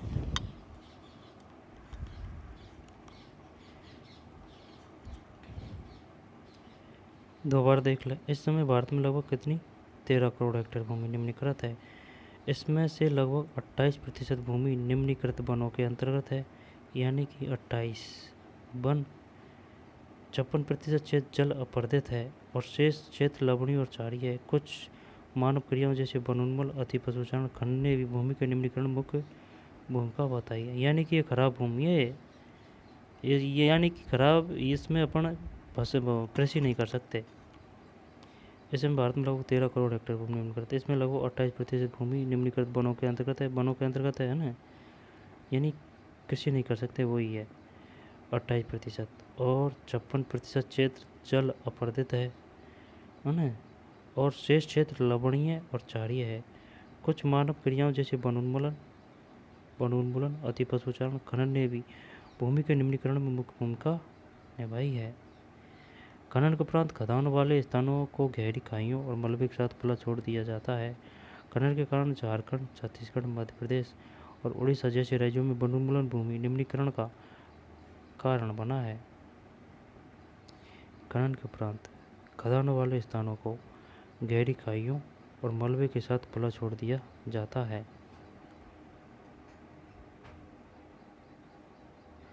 बात तो सही है। खनन के कारण झारखंड, छत्तीसगढ़, मध्य प्रदेश और उड़ीसा जैसे राज्यों में वनोन्मूलन भूमि निम्नीकरण का कारण बना है। गुजरात, राजस्थान, मध्य प्रदेश और महाराष्ट्र में अति पशुचारण भूमि निम्नीकरण का मुख्य कारण है। बताइए, झारखंड, छत्तीसगढ़ और मध्य प्रदेश और उड़ीसा जैसे राज्यों में भूमि का निम्नीकरण का मुख्य कारण है वनोन्मूलन, और गुजरात, राजस्थान, एमपी और महाराष्ट्र में अति पशुचारण भूमि निम्नीकरण का मुख्य कारण है। पंजाब, हरियाणा, पश्चिमी उत्तर प्रदेश जैसे राज्यों में अधिक सिंचाई भूमि निम्नीकरण के लिए यानी खराब करने के लिए, भूमि खराब करने के लिए उत्तरदायी है। अति सिंचाई से उत्पन्न जलाक्रांतता, इस शब्दों का भारी भरकम प्रयोग किया है। जलाक्रांतता અને निम्नीकरण सीधा ही दे देता है, ये शायद इंग्लिश टर्म्स का हिंदी अनुवाद है। अति सिंचन से उत्पन्न जलाक्रांतता भी भूमि निम्नीकरण के लिए उत्तरदायी है। जैसे मृदा में लवणीयता और क्षारीयता बढ़ जाती है। खनिज प्रक्रियाएं जैसे सीमेंट उद्योग में चूना पत्थर को पीसना और मृदा वर्धन में उद्योग में चूने, खड़ी मृदा और शैल खड़ी के प्रयोग से बहुत अधिक मात्रा में वायुमंडल में धूल विसर्जित होती है। जब इसकी परत भूमि पर जम जाती है तो मृदा की जल सोखने की प्रक्रिया अवरुद्ध हो जाती है। पिछले कुछ वर्षों से देश के विभिन्न भागों में औद्योगिक जल निकास से बाहर आने वाला अपशिष्ट पदार्थ भूमि और जल प्रदूषण का मुख्य स्रोत है। भूमि निम्नीकरण की समस्याओं को सुलझाने के कई तरीके हैं। वनारोपण और चारागाहों का उचित प्रबंधन इसमें कुछ हद तक मदद कर सकते हैं। वनारोपण और चारागाहों का, पेड़ों की रक्षक मेल का, सेटलर बेल्ट आ सकता है, इंग्लिश टर्म्स आ सकती है। सेटलर बेल्ट क्या है? पेड़ों की रक्षक मेखला। पशुचारण नियंत्रण और रेतीले टीलों को कांटेदार झाड़ी लगाकर स्तन बनाने की प्रक्रिया से भी भूमि कटाव की रोकथाम शुष्क क्षेत्रों में की जा सकती है। बंजर भूमि का उचित प्रबंधन, खनन नियंत्रण और औद्योगिक जल को परिष्करण के पश्चात विसर्जित करके जल और भूमि प्रदूषण को कम किया जा सकता है। भूमि निम्नीकरण की समस्याओं को सुलझाने के कई तरीके हैं। वनारोपण और चारागाहों का उचित प्रबंधन इसमें कुछ हद तक मदद कर सकते हैं। पेड़ों की रक्षक मेखला, सेटलर बेल्ट, पशुचारण नियंत्रण और रेतीले टीलों को कांटेदार झाड़ी लगाकर स्थिर बनाने की प्रक्रिया से भी भूमि कटाव की रोकथाम शुष्क क्षेत्रों में की जा सकती है। बंजर भूमि के उचित प्रबंधन, खनन नियंत्रण और औद्योगिक जल को परिष्करण के पश्चात विसर्जित करके जल और भूमि प्रदूषण को कम किया जा सकता है। मृदा संसाधन, मिट्टी अथवा मृदा सबसे महत्वपूर्ण नवीकरण योग्य प्राकृतिक संसाधन है। ये पौधों के विकास का माध्यम है जो पृथ्वी पर विभिन्न प्रकार के जीवों का पोषण करती है। मृदा एक जीवंत तंत्र है। कुछ सेंटीमीटर गहरी मृदा बनने में लाखों वर्ष लग जाते हैं। मृदा संसाधन, मिट्टी अथवा मृदा सबसे महत्वपूर्ण नवीकरण योग्य प्राकृतिक संसाधन। नवीकरण योग्य मिट्टी अथवा मृदा। मिट्टी में और मृदा में क्या अंतर है? यह पौधों के विकास का माध्यम है जो पृथ्वी पर विभिन्न प्रकार के जीवों का पोषण करती है। मृदा एक जीवन तंत्र है। कुछ सेंटीमीटर गहरी मृदा बनने में लाखों वर्ष लग जाते हैं। मृदा बनने की प्रक्रिया में उच्चावच जनक सेल अथवा संस्तर सेल, जलवायु, वनस्पति और अन्य जैव पदार्थ और समय मुख्य कारक है। प्रकृति के अनेक तत्व जैसे तापमान परिवर्तन, बहते जल की क्रिया, पवन, हिमनदी और अपघटन क्रियाएं आदि मृदा बनने की प्रक्रिया में योगदान देती है। संस्तर सेल, जलवायु, वनस्पति, अन्य जैव पदार्थ और समय मुख्य कारक है। प्रकृति के अनेक तत्वों जैसे तापमान परिवर्तन, है ना, बहते जल की क्रिया, पवन, हिमनदी और अपघटन क्रियाएं आदि मृदा बनने की क्रिया में योगदान देती है। मृदा में अब है भूमि निम्नीकरण और संरक्षण उपाय।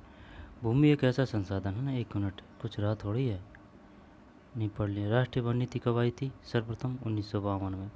इसके तहत कितने क्षेत्रफल वन चाहिए? 33, है ना। भूमि निम्नीकरण और संरक्षण उपाय। भूमि एक ऐसा संसाधन है जिसका उपयोग हमारे पूर्वज करते आए हैं तथा भावी पीढ़ी भी इसी भूमि का उपयोग करेगी। हम भोजन, मकान, कपड़े की अपनी मूल आवश्यकताओं का 95% भाग भूमि से प्राप्त करते हैं। मानव क्रियाकलापों के कारण न केवल भूमि का निम्नीकरण हो रहा है बल्कि भूमि को नुकसान पहुंचाने वाली प्राकृतिक ताकतों को भी बल मिला है। इस समय भारत में लगभग 13 करोड़ हेक्टेयर भूमि निम्नीकृत है। 13 करोड़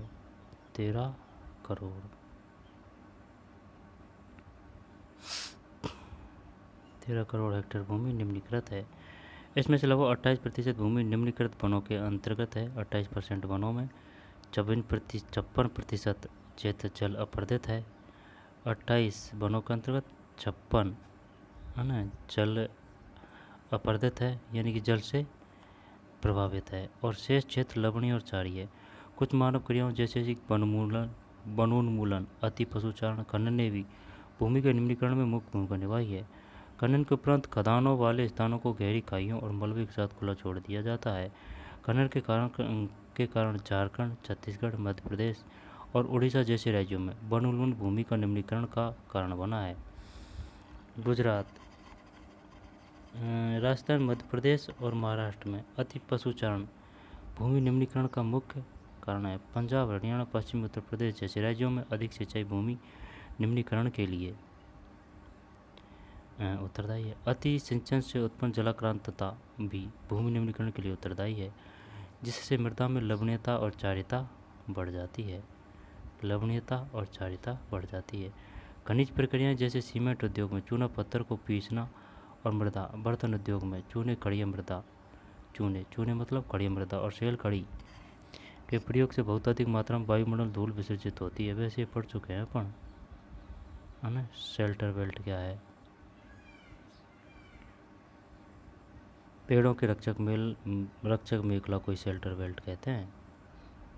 बंजर भूमि को उचित प्रबंधन, खनन, नियंत्रण और औद्योगिक जल को परिष्करण के पश्चात विसर्जित करके जल और भूमि प्रदूषण को कम किया जा सकता है। मृदा संसाधन, मिट्टी अथवा मृदा सबसे महत्वपूर्ण नवीकरणीय योग्य प्राकृतिक संसाधन है। यह पौधों के विकास का माध्यम है जो पृथ्वी पर विभिन्न प्रकार के जीवों का पोषण करती है। मृदा एक जीवंत तंत्र है। कुछ सेंटीमीटर गहरी मृदा बनने में लाखों वर्ष लग जाते हैं। मृदा बनने की प्रक्रिया में उच्चावच, जनक सेल अथवा संस्तर सेल, जलवायु, वनस्पति और अन्य जैव पदार्थ और समय मुख्य कारक हैं। प्रकृति के अनेक तत्व जैसे तापमान परिवर्तन, बहते हुए जल की क्रिया, पवन, हिमनदी और अपघटन क्रियाएं आदि मृदा बनने की प्रक्रिया में योगदान देती है। मृदा में होने वाले रासायनिक और जैविक परिवर्तन भी महत्वपूर्ण है।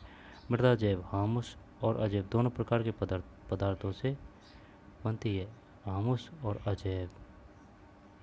चित्र 1.5 ये एरिया भाई। मृदा परिच्छेदिकी का अपचय रहित आधारी चट्टानें। मृदा परिच्छेदिका अपचय रहित आधारित चट्टानें। अधस्तरीय अपक्षयित आधारित चट्टानें। उपमृदा अपक्षयित चट्टानें, बालू, गाद, सिल्ट व मृत्तिका। ऊपर संस्तरीय मृदा। अपक्षय रहित आधारी चट्टानें। अधस्तरीय अपक्षयित आधारी चट्टानें। अधस्तरीय। उपमृदा अपक्षयित चट्टानें, बालू, गाद, सिल्ट व मृत्तिका। और ऊपरी संस्तर की मृदा। ऊपरी संस्तर की मृदा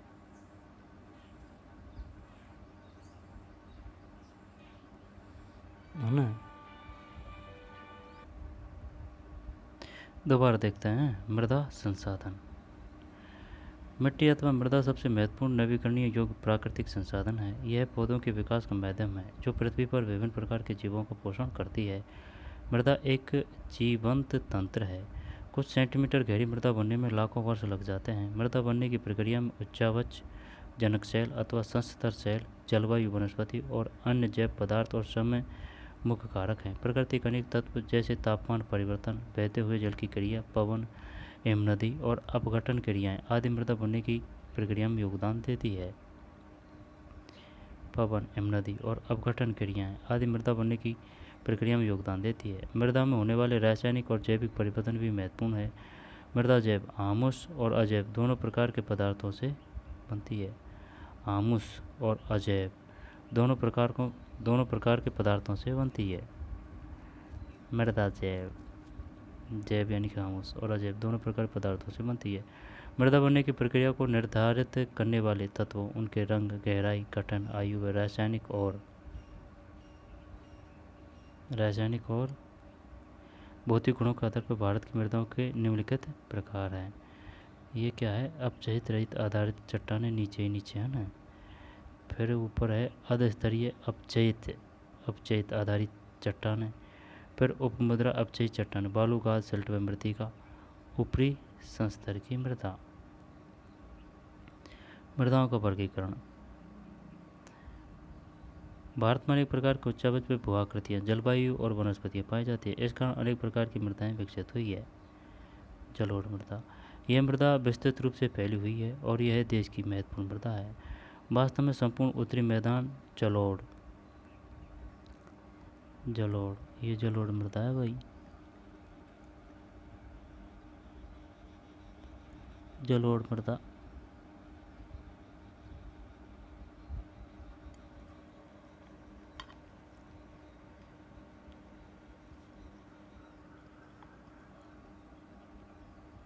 ये जलोढ़ मृदा है, लाल लाल सी होती है, बालू जैसी, लेकिन बालू से बढ़िया होती है ना जलोढ़ मृदा। यहाँ से क्वेश्चन आएगा पक्का, है ना। क्या है ये? उत्तरी मैदान, है ना, जलोढ़ मृदा। यह मृदा विस्तृत रूप से फैली हुई है और यह देश की महत्वपूर्ण मृदा है।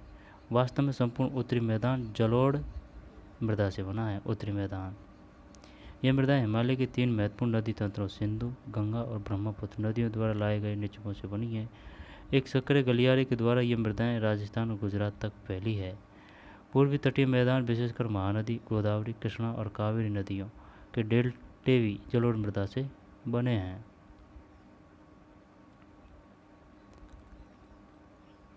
ये मृदाएं हिमालय के 3 महत्वपूर्ण नदी तंत्रों सिंधु, गंगा, ब्रह्मपुत्र नदियों द्वारा लाए गए निक्षेपों से बनी है।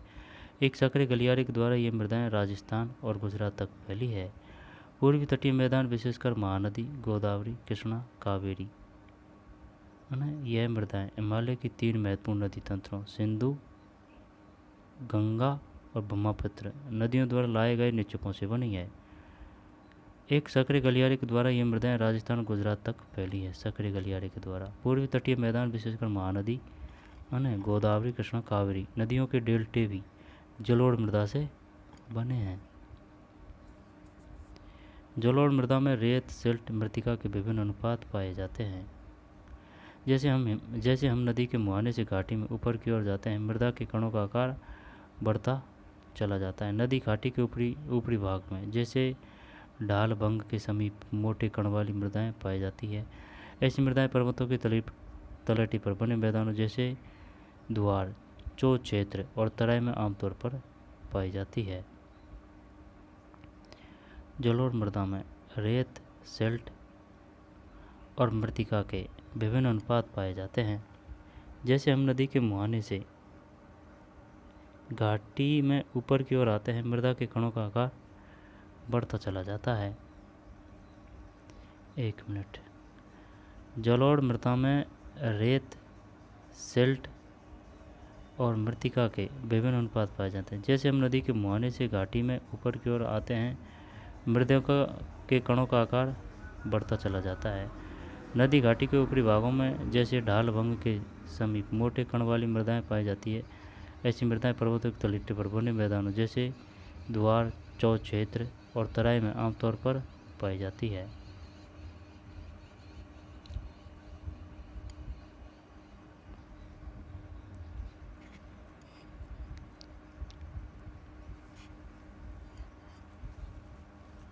ठीक है।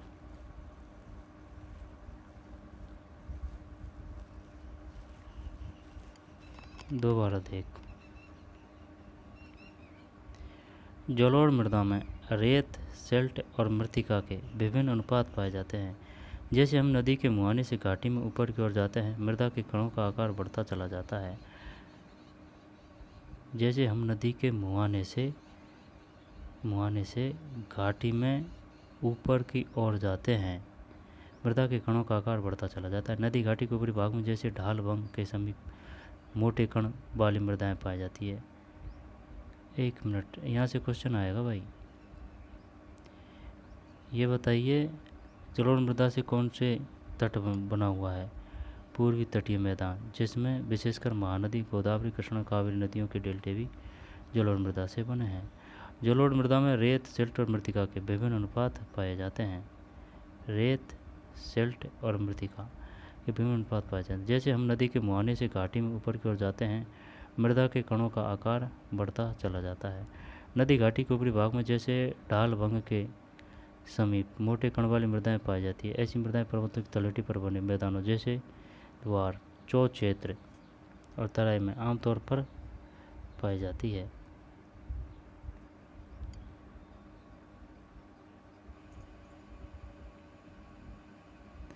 जलोढ़ मृदा में रेत, बताइए निम्न में से रेत, सिल्ट और मृतिका किस मृदा में पाए जाते हैं? जलोढ़, रेत, सिल्ट, मृतिका के विभिन्न अनुपात पाए जाते हैं। जैसे हम नदी के मुहाने से घाटी में ऊपर की ओर जाते हैं, मृदा के कणों का आकार बढ़ता चला जाता है। नदी घाटी के ऊपरी भाग में जैसे ढाल भंग के समीप मोटे कण वाली मृदाएं पाई जाती है। ऐसी मृदाएं पर्वतों की तलहटी पर बने मैदानों जैसे द्वार, चौ क्षेत्र और तराई में आमतौर पर पाई जाती है।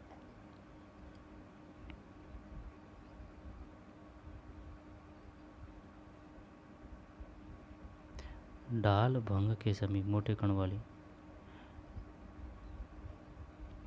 समझ में नहीं आ रही बात यार। जलोढ़ मृदा में ये तो सही है, रेत, सिल्ट और मृतिका के विभिन्न अनुपात पाए जाते हैं, ये तो सही ठीक है भाई। रेत, सिल्ट और मृतिका पाई जाती है किसमें? जलोढ़ मृदा में। जैसे हम नदी के मुहाने, जैसे कि ये नदी है ना, जैसे नदी के मुहाने से घाटी में ऊपर की ओर जाते हैं, मृदा के कणों का आकार बढ़ता चला जाता है। नदी घाटी के ऊपरी भाग में जैसे ढाल भंग के समीप मोटे कण वाली मृदा पाई जाती है। ऐसी मृदाएं पर्वतों की तलहटी पर बने मैदानों जैसे द्वार, चौ क्षेत्र और तराई में आमतौर पर पाई जाती है। ये आ सकता है चौ। चौ क्या है?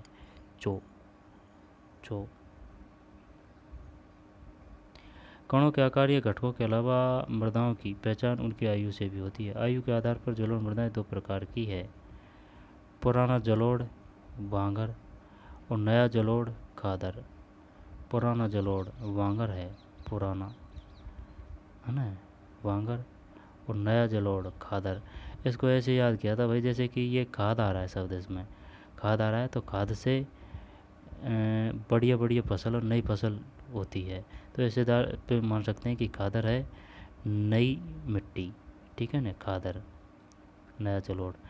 और पुराना जलोढ़ वांगर, वांगर। वांगर मृदा में कंकर है ना, वांगर को भाटे से भी याद करते हैं, जैसे कंकर, कंकर को भाटा भी बोलते हैं, तो भाई वांगर भाटा, ठीक है, कन्फ्यूज होने की ज़रूरत नहीं है। खादर, तो खादर से, खाद से नई फसलें या फिर नई मिट्टी बनती है, ऐसे याद कर सकते हैं। तो खाद, खाद, खाद से नई, नई मिट्टी या नया जलोढ़। और वांगर, वांगर यानी कि कंकर, कंकर, कंकर को भाटा भी बोलते हैं, तो वांगर तो जलोढ़। खादर मृदा में वांगर मृदा की तुलना में ज़्यादा महीन कण पाए जाते हैं। खादर मृदा में वांगर मृदा की तुलना में, खादर मृदा में वांगर मृदा की तुलना में ज़्यादा महीन कण पाए जाते हैं। खादर मृदा में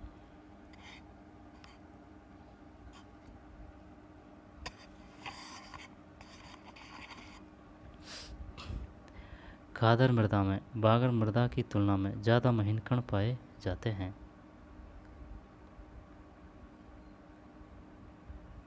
जब कौन से कण वाली बढ़िया होती है, महीन कण वाली या फिर मोटे कण वाली?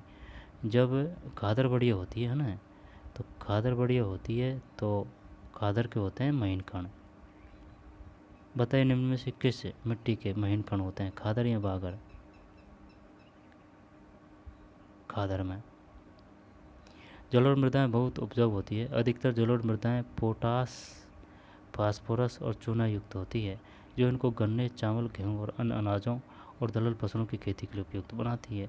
अधिक उपजाऊपन के कारण जलोढ़ मृदा वाले क्षेत्रों में गहन कृषि की जाती है और यहाँ जनसंख्या घनत्व भी अधिक है। सूखे क्षेत्रों की मृदाएं अधिक क्षारीय होती है। इन मृदाओं को सही उपचार और सिंचाई करके इनकी पैदावार बढ़ाई जा सकती है।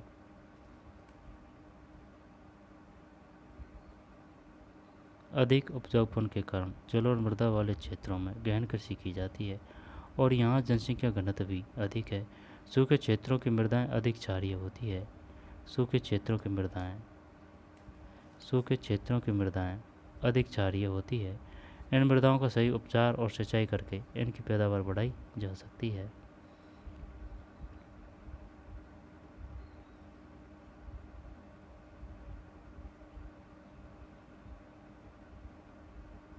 क्वेश्चन कैसे देगा वो? क्वेश्चन ऐसे देगा, बताइए सूखे क्षेत्रों की मृदाएं खालिस्तान होती है, क्षारीय, अम्लीय, क्षारीय।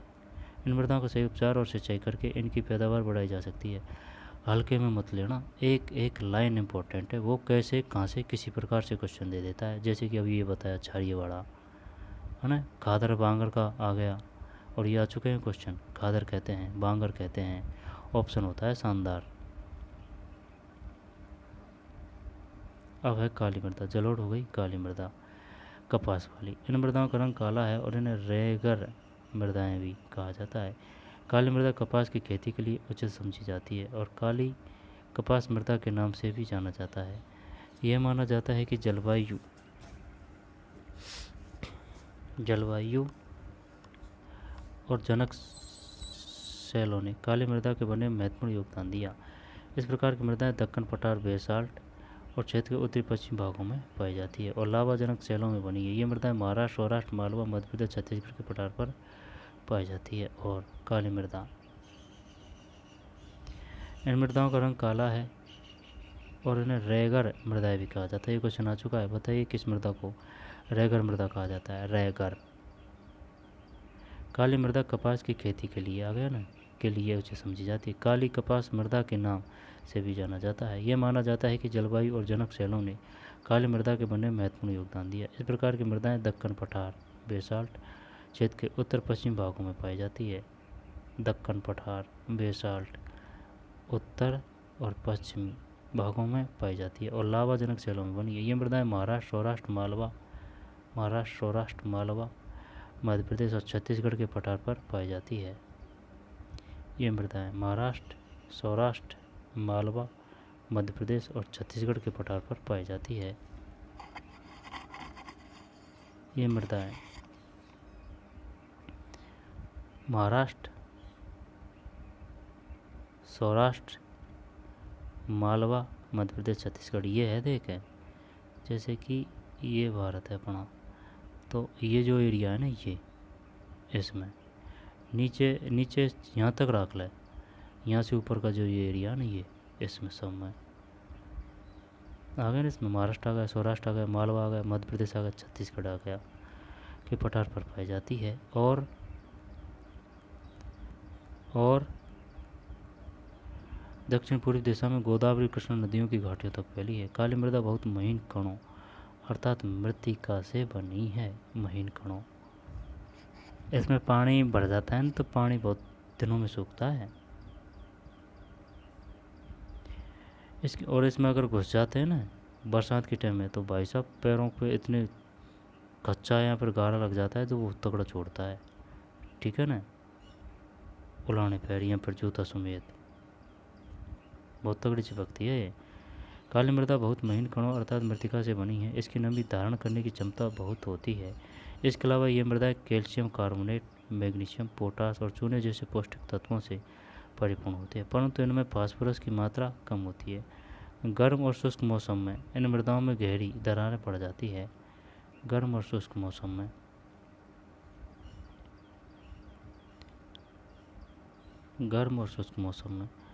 इन मृदाओं में गहरी दरारें पड़ जाती है, जिससे इनमें अच्छी तरह वायु मिश्रण हो जाता है।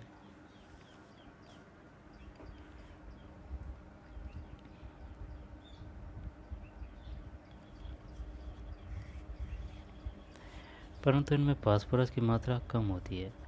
गर्म और शुष्क मौसम में इन मृदाओं में गहरी दरारें पड़ जाती है, जिससे इसमें अच्छी तरह वायु मिश्रण हो जाता है। गीली होने पर यह मृदाएं चिपचिपी हो जाती है और इनको जोतना मुश्किल होता है। इसलिए इसकी जुताई मानसून प्रारंभ होने की पहली बौछार से ही शुरू की जाती है। यहाँ से ले लें। काली मृदा बहुत महीन कणों अर्थात मृत्तिका से बनी। इसकी नमी धारण करने की क्षमता बहुत होती है। इसके अलावा ये मृदाएं कैल्शियम कार्बोनेट है, मैग्नीशियम, पोटास और चूने जैसे पौष्टिक तत्वों से परिपूर्ण होती है।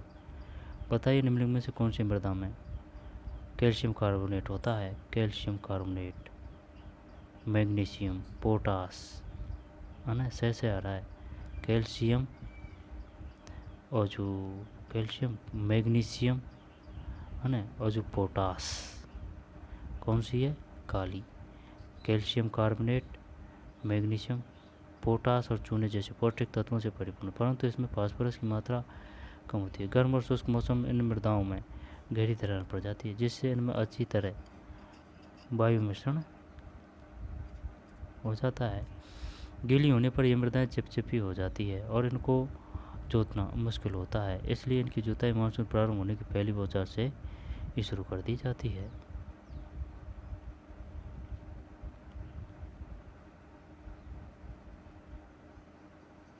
क्या क्या पाया जाता है?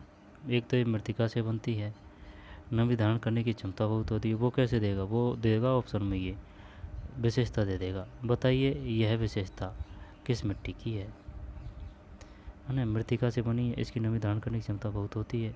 इसके अलावा ये मृदाएं कैल्शियम कार्बोनेट, है ना, मैग्नीशियम, पोटास और चूने जैसे पौष्टिक तत्वों से परिपूर्ण होती है, परंतु इनमें फास्फोरस की मात्रा कम होती है। गर्म और शुष्क मौसम में इन मृदाओं में गहरी दरारें पड़ जाती है। गर्म और शुष्क मौसम में, जिसमें इनमें अच्छी तरह वायु मिश्रण हो जाता है। गीली होने पर यह मृदाएं चिपचिपी हो जाती है और इनको जोतना मुश्किल होता है। बोल रहा था ना मैं, इसलिए इसकी जुताई मानसून प्रारंभ होने की पहली बौछार से ही शुरू कर दी जाती है। यह है भाई काली वाली मिट्टी, है ना। अब है लाल और पीली मृदा। लाल मृदा दक्कन पठार के पूर्वी और दक्षिणी हिस्सों में रेवेदार आग्नेय चट्टानों पर कम वर्षा वाले भागों में विकसित हुई है। लाल और पीली मृदा। लाल मृदा दक्कन पठार के पूर्वी और दक्षिणी हिस्सों में रवेदार आग्नेय चट्टानों पर कम वर्षा वाले भागों में विकसित हुई है। लाल और पीली मृदाएं ओडिशा, छत्तीसगढ़, मध्य गंगा मैदान के दक्षिण छोर पर और पश्चिम घाट में पहाड़ी पद पर पाई जाती है। इन चट्टानों का लाल रंग रवेदार आग्नेय और रूपांतरित चट्टानों में लोहे धातु प्रसार कारण होता है। इनका पीला रंग इसमें जल योजन के कारण होता है।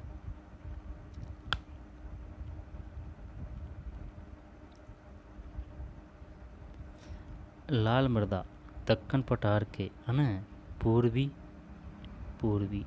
और दक्षिण हिस्सों में रवेदार आग्नेय चट्टानों पर कम वर्षा वाले भागों में विकसित हुई है। लाल और पीली मृदाएं ओडिशा, है ना, छत्तीसगढ़, मध्य गंगा मैदान के दक्षिणी छोर पर और पश्चिम घाट में पहाड़ी पद पर पाई जाती है। इन मृदाओं का लाल रंग रवेदार आग्नेय और रूपांतरित चट्टानों में लोहे धातु के प्रसारण के कारण होता है। ठीक है भाई, है ना, लोहे धातु के प्रसारण के कारण। इनका पीला रंग इनमें जल योजन के कारण होता है। वो पूछ लेगा, बताइए जो लाल या यहाँ पे पीली मृदा है, इनका रंग किस कारण से होता है? लोहे धातु के प्रसार के कारण। पीला रंग किस कारण से होता है? जल योजन के कारण होता है।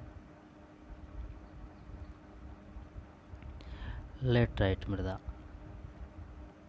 लेटराइट शब्द ग्रीक भाषा के शब्द लेटर से लिया गया है, जिसका अर्थ है ईंट। लेटराइट मृदा का निर्माण उष्णकटिबंधीय तथा उपोष्णकटिबंधीय जलवायु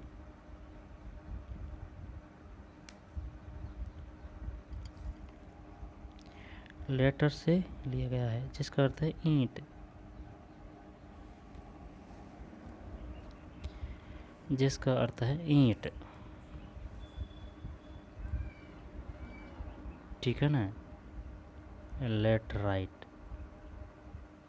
लेटराइट शब्द ग्रीक भाषा के शब्द लेटर से लिया, जिसका अर्थ है ईंट। लेटर एक अलग और होता है पत्र, लेकिन वो बड़ा लेटर नहीं है ये। आई समझ में लेटराई मृदा का। बताइए लेटर शब्द, लेटराइट मृदा का लेटर शब्द किस भाषा से लिया गया? Greek, Latin, Germany. Greek, Latin, Aramaic, Greek, जिसका अर्थ है ईंट। लेटराइट मृदा का निर्माण उष्णकटिबंधीय, है ना, तथा उपोष्णकटिबंधीय जलवायु क्षेत्र में आर्द्र तथा शुष्क ऋतुओं के एक के बाद एक आने के कारण होता है। यह भारी वर्षा से अत्यधिक लीचिंग निचालन, इसको बोलते हैं हिंदी में लीचिंग को। लीचिंग मतलब यह भारी वर्षा से अत्यधिक, ठीक है, का परिणाम है। लेटराइट मृदा की अधिकतर गहराई तथा अम्लीय पीएच 6.0 होती है। अम्लीय 6.0, इसका मतलब क्या है 6.0 का, और ये चिन्ह का, कि यानी कि ये 6 पॉइंट से कम होती है ये, तो वो अम्लीय है। और जो 6 पॉइंट ऊपर से होता है ना, वो क्षारीय है। सही है, होती है। इसमें सैमन पौधों के पोषक तत्वों की कमी होती है, वो ये दे देगा। बताइए निम्न में से कौन सी मिट्टी में पोषक तत्वों की कमी होती है? कौन सी है? लेटराइट मृदा।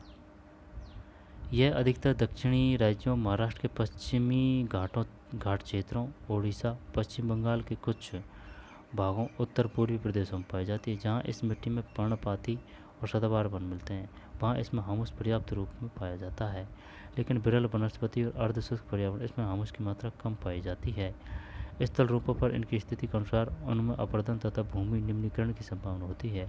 मृदा संरक्षण की उचित तकनीकी अपनाकर इन मृदाओं पर कर्नाटक, केरल, तमिलनाडु में चाय और कॉफ़ी उगाई जाती है। तमिलनाडु, आंध्र प्रदेश और केरल की लाल लेटराइट मृदा काजू की फसल के लिए अत्यधिक उपयुक्त है। आई बात समझ में? कर्नाटक, केरल और तमिलनाडु में चाय और कॉफ़ी उगाई जाती है।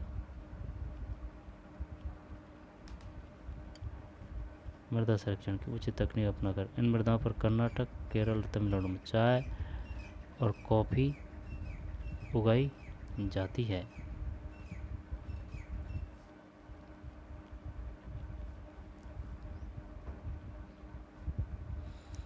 मृदा संरक्षण की उचित तकनीक अपनाकर इन मृदाओं पर कर्नाटक, केरल और तमिलनाडु में चाय और कॉफ़ी उगाई जाती है।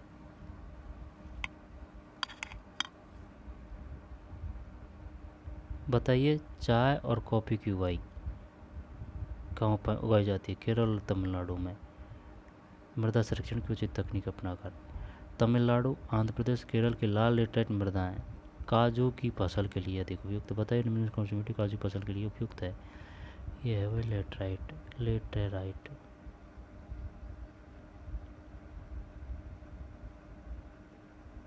लेटराइट और ये काली मिट्टी है, और थोड़ी कुछ वहाँ ये एरिया ना, किस पर कौन सा पढ़ना है अपन को? मरुस्थलीय मृदा पढ़नी है ना। पर्वत और वन, जलोढ़ लाल और पीली, काली लेटराइट शुष्क। पर्वत और वन आ रहा है, पर्वत और वन ये एरिया, पर्वत और वन, ठीक। इसके बाद में है कौन सी? जलोढ़। जलोढ़ मृदा, गौर करने वाली बात यह है कि पश्चिम तट में नहीं है, पूर्वी तट में है ओनली। आई बात समझ में? होने को तो होगी लेकिन बहुत ही अल्प मात्रा में, पूर्वी तट में है जलोढ़ मृदा। ये नदी वगैरह ज़्यादा है ना यहाँ, इस वजह से। लाल और पीली मृदा, ये लाल पीली मृदा है, लाल और पीली मृदा का काफ़ी एरिया है। लाल और पीली मृदा, लाल और पीली मृदा, लाल और पीली मृदा। काली मृदा, काली मृदा,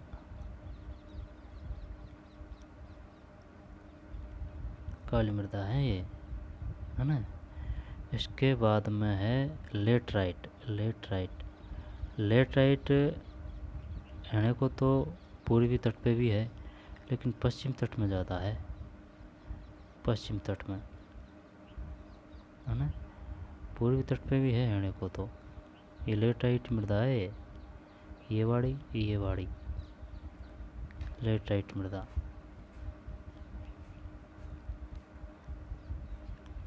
ठीक। फिर है शुष्क, फिर है शुष्क। शुष्क कौन सी है? ये शुष्क है, शुष्क।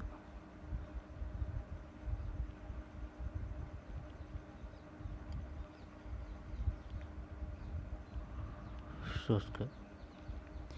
पर्वत और वन, जलोढ़, लाल और पीली, काली, लेटराइट और शुष्क। ठीक है।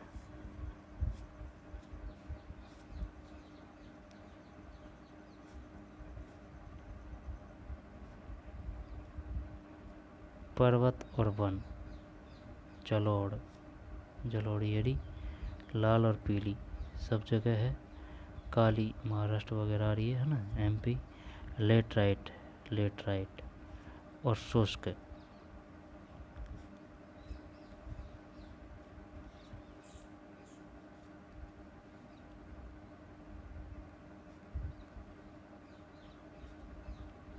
जलोढ़ का ये है भाई एरिया पूरा, जलोढ़।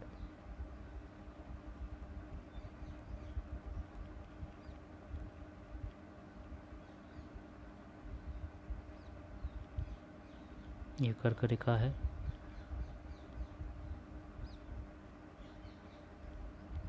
यहाँ से गुजरती है कर्क रेखा। देख ये जो है ना, इससे यहाँ और ये इधर। अब है मरुस्थलीय मृदा। मरुस्थलीय मृदाओं का रंग लाल और भूरा होता है। ये मृदाएं आमतौर पर रेतीली और लवणीय होती है।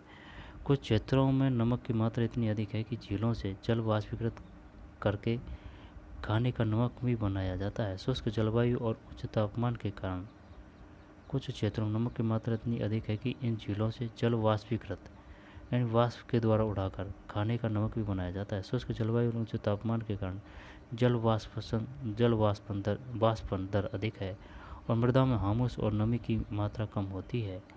मृदा की सतह के नीचे कैल्शियम की मात्रा बढ़ती चली जाती है। ह्यूमस और नमी की मात्रा कम होती है। बताइए नमी किस फसल में और किस मिट्टी में ह्यूमस और नमी की मात्रा कम होती है? ह्यूमस और नमी की मात्रा कम होती है।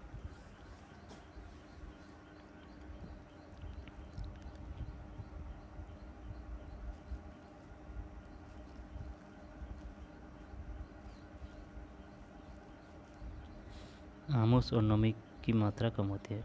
मृदा की सतह के नीचे कैल्शियम की मात्रा बढ़ती चली जाती है और नीचे की परतों में चूने के कंकड़ की सतह पाई जाती है।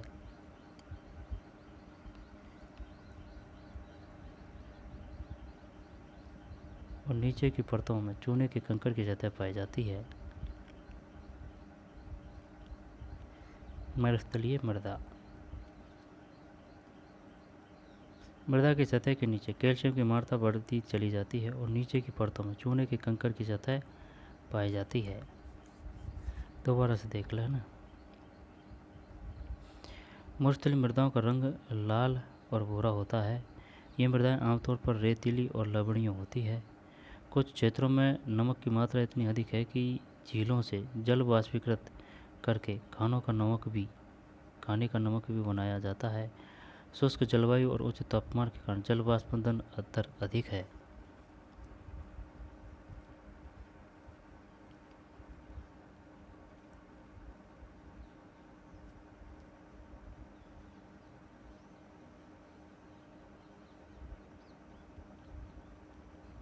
बताइए किस मिट्टी में ह्यूमस और नमी की मात्रा कम होती है? मरुस्थलीय मृदा। मृदा की सतह के नीचे कैल्शियम की मात्रा बढ़ती चली जाती है और नीचे की परतों में चूने के कंकड़ की सतह पाई जाती है। इसके कारण मृदा में जल अतःस्यंदन यानी कि इनफिल्ट्रेशन बोलते हैं। अतःस्यंदन इनफिल्ट्रेशन अवरुद्ध हो जाता है। इस मृदा को सही तरीके से सिंचित करके कृषि योग्य बनाया जा सकता है, जैसा कि पश्चिम राजस्थान में हो रहा है। सही तरीके से संचित करके, सही है, इंदिरा गांधी नहर परियोजना के द्वारा। अब है वन मृदा, मरुस्थलीय मृदा।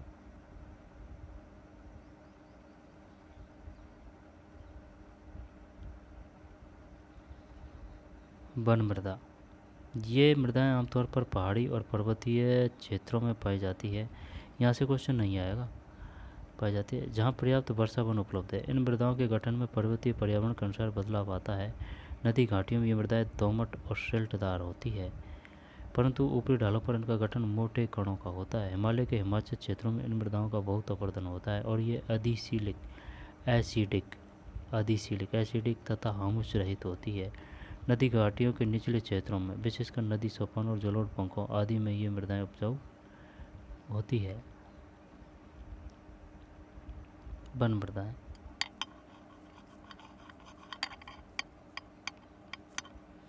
ये मृदाएं आमतौर पर पहाड़ी और पर्वतीय क्षेत्रों में पाई जाती है, जहाँ पर्याप्त वर्षा वन उपलब्ध है। इन मृदाओं के गठन में पर्वतीय पर्यावरण के अनुसार बदलाव आता है। नदी घाटियों में ये मृदाएं दोमट और सिल्टदार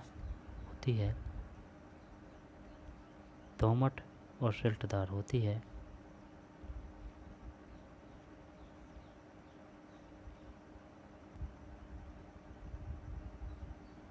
वन मृदा। ये मृदाएं आमतौर पर पहाड़ी और पर्वतीय क्षेत्रों में पाई जाती है, जहाँ पर्याप्त वर्षा वन उपलब्ध है।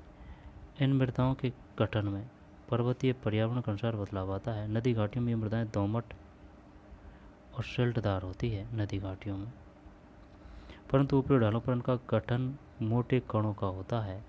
हिमालय के हिमाचल क्षेत्रों में इन मृदाओं का बहुत अपर्दन होता है और ये एसिडिक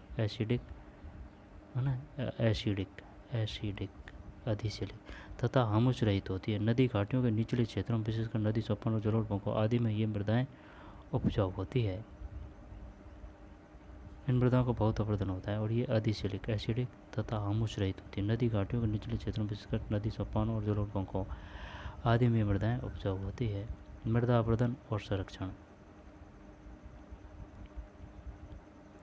मृदा के कटाव और इसके बहाव की प्रक्रिया को मृदा अपर्दन कहा जाता है। मृदा के बनने और अपर्दन की क्रियाएं आमतौर पर साथ साथ चलती है और दोनों में संतुलन होता है, परंतु मानवीय क्रियाओं जैसे वनोन्मूलन, अति पशुचारण,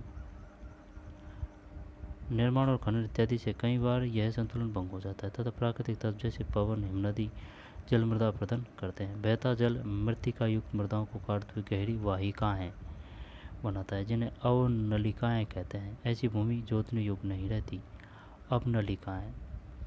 बहता हुआ जल मृत्तिका युक्त मृदाओं को काटते हुए गहरी वाहिकाएं बनाता है, जिन्हें अवनालिकाएं कहते हैं। ऐसी भूमि जोतने योग्य नहीं रहती। इसे उत्कात भूमि, वेड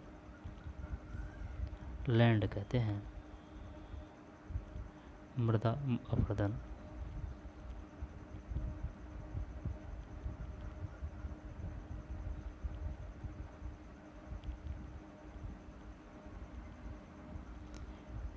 चंबल बेसिन में ऐसी भूमि को खड्ड रेवन भूमि कहा जाता है। कई बार जल विस्तृत क्षेत्र को ढके हुए ढाल के साथ नीचे की ओर बहता है। ऐसी स्थिति में इस क्षेत्र की ऊपरी मृदा घुलकर जल के साथ बह जाती है। इसे चादर यानी कि अपर्दन शीट रीजन कहा जाता है। पवन द्वारा मैदान अथवा ढालू क्षेत्र से मृदा को उड़ा ले जाने की प्रक्रिया को पवन अपर्दन कहा जाता है। कृषि के गलत तरीकों से भी मृदा अपर्दन होता है। गलत ढंग से हल चलाने जैसे डाल पर ऊपर से नीचे की ओर हल चलाने से वाहिकाएं बन जाती है, जिसके अंदर से बहता पानी आसानी से मृदा का कटाव करता है। ढाल वाली भूमि पर समोच्च रेखाओं के समानांतर हल चलाने से ढाल के साथ जल बहाव की गति बढ़ती जाती है। 1 मिनट दोबारा से ले लें। चंबल बेसिन में ऐसी भूमि को खड्ड कहा जाता है। रेवनी। कई बार जल विस्तृत क्षेत्र को ढके हुए ढाल के साथ नीचे की ओर बहता है। ऐसी स्थिति में इस क्षेत्र की ऊपरी मृदा खुलकर जल के साथ बह जाती है। ऐसी स्थिति में इस क्षेत्र की ऊपरी मृदा घुलकर जल के साथ बह जाती है।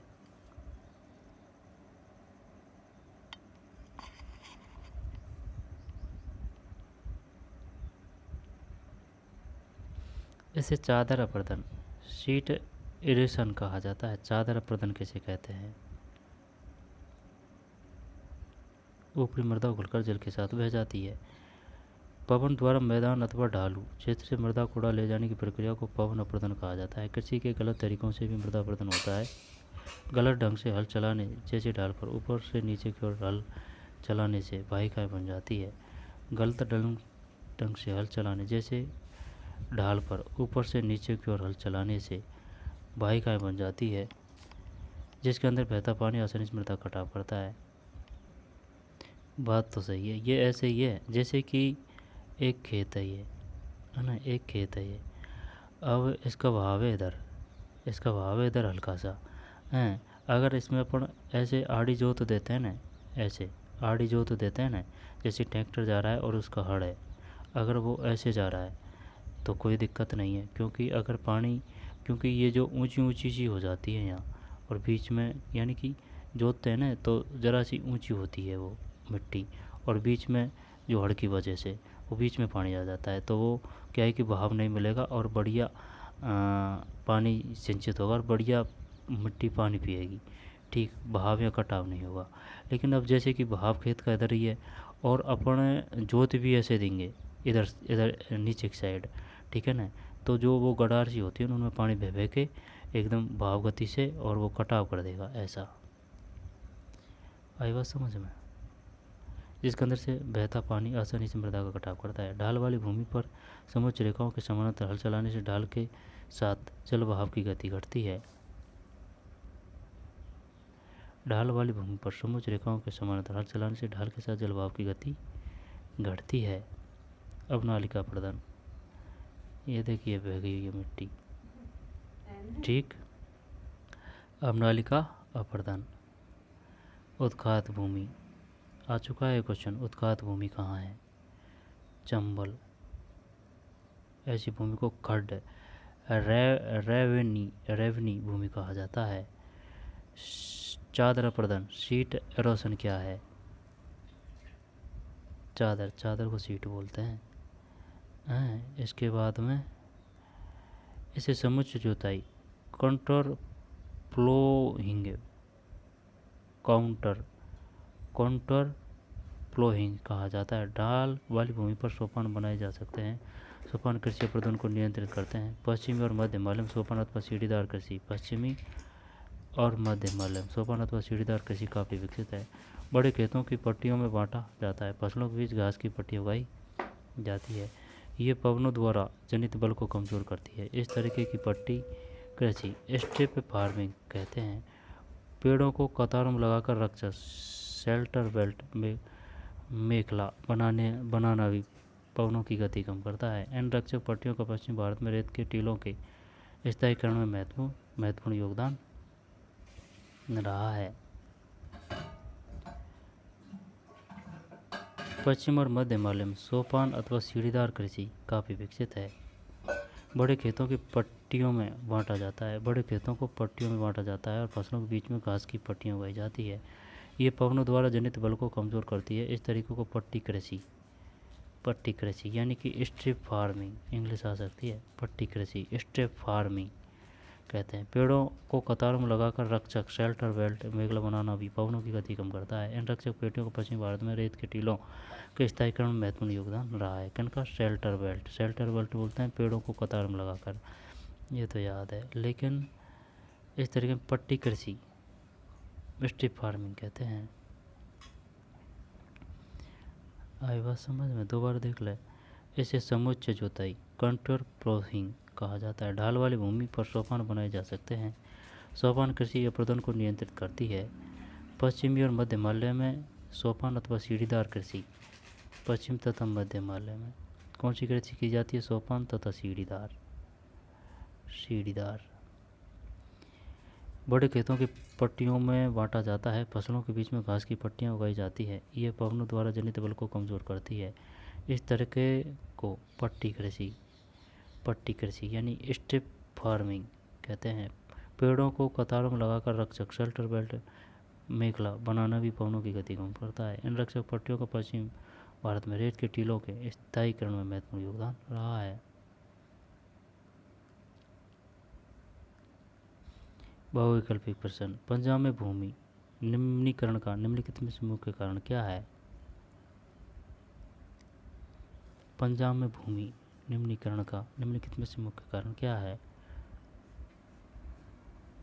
निम्नीकरण, अधिक सिंचाई है। निम्नलिखित में से किस प्रांत में सीढ़ीदार सोपानी खेती की जाती है? अभी आया ना, उत्तराखंड करते हैं क्या? उत्तर प्रदेश के मैदान उत्तराखंड। सोपानों मध्य हिमालय में सोपान तथा सीढ़ीदार कृषि काफ़ी विकसित है। उत्तराखंडी करते हैं ना, उत्तराखंडी हिमालय नहीं है। तो इनमें से किस राज्य में काली मृदा मुख्य रूप से पाई जाती है? ये महाराष्ट्र है। निम्नलिखित प्रश्नों के उत्तर लगभग 30 शब्दों में दीजिए। ठीक, दोबारा देख लेते हैं। पंजाब में भूमि निम्नीकरण का निम्न में से मुख्य कारण है अधिक सिंचाई। निम्न में से किस प्रांत में सीढ़ीदार यानी सोपानी खेती की जाती है? ये उत्तराखंड है। इनमें से किस राज्य में काली मृदा मुख्य रूप से पाई जाती है? ये महाराष्ट्र है। इसके बाद में लगभग 30 शब्दों में दीजिए उत्तर। 3 राज्यों के नाम बताएं जहाँ काली मृदा पाई जाती है। इस पर मुख्य रूप से कौन सी फसल उगाई जाती है? पूर्वी तट के नदी डेल्टा पर किस प्रकार की मृदा पाई जाती है? इस प्रकार की मृदा की 3 मुख्य विशेषताएं क्या है? पूर्वी तट के नदी डेल्टा पर किस प्रकार लेटराइट मृदा पाई जाती है? इस प्रकार की मृदा की 3 मुख्य विशेषताएं क्या है? पहाड़ी क्षेत्रों में मृदा अपरदन की रोकथाम के लिए क्या कदम उठाने चाहिए? पहाड़ी क्षेत्रों में भारत में भूमि के उपयोग प्रारूप का वर्णन करें। वर्ष 1960-61 से वन के अंतर्गत क्षेत्र में महत्वपूर्ण वृद्धि नहीं हुई, इसका क्या कारण है? भारत में भूमि उपयोग प्रारूप का वर्णन करें। वर्ष 1960-61 में वन के अंतर्गत क्षेत्र में महत्वपूर्ण वृद्धि नहीं हुई, इसका क्या कारण है? प्रौद्योगिकी और आर्थिक विकास के कारण संसाधनों का अधिक उपयोग कैसे हुआ है? परियोजना और क्रियाकलाप अपने आसपास के क्षेत्रों में संसाधनों का उपयोग और संरक्षण को दर्शाते हुए एक परियोजना तैयार करें। आपके विद्यालय में उपयोग किए जा रहे संसाधनों के संरक्षण विषय पर अपनी कक्षा में एक चर्चा आयोजित करें। पहली को सुलझाएं और ऊर्ध्वाधर और क्षैतिज छिपे उत्तरों को ढूंढें। पहली के उत्तर अंग्रेजी शब्दों में है। भूमि, जल, वनस्पति और खनिजों के रूप में प्राकृतिक संपदा अनवीकरण योग्य संसाधन का एक प्रकार। अनवीकरणीय उच्च नमी रखाव क्षमता वाली मृदा काली मिट्टी है। मानसून जलवायु अत्यधिक नीचालित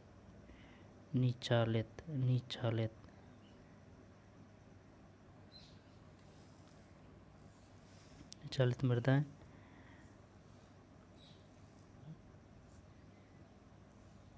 पट्टी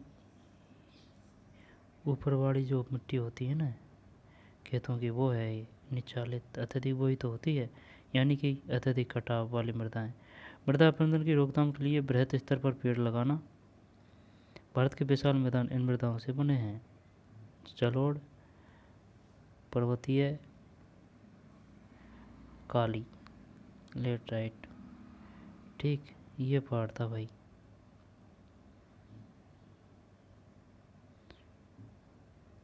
भाई देख लो फिर से, कुछ रह रहा हो, छूट रहा हो।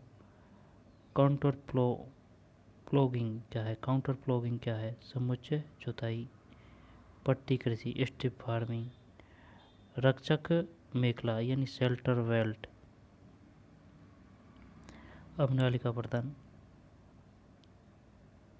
अधिशीलक, वन मृदा, मृदा प्रदान, मरुस्थलीय मृदा, लेटराई मृदा। लेटर से लिया गया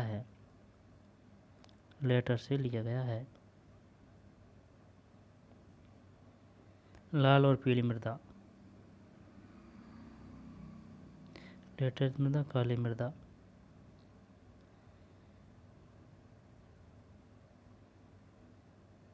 काली मृदा, जलोढ़ मृदा,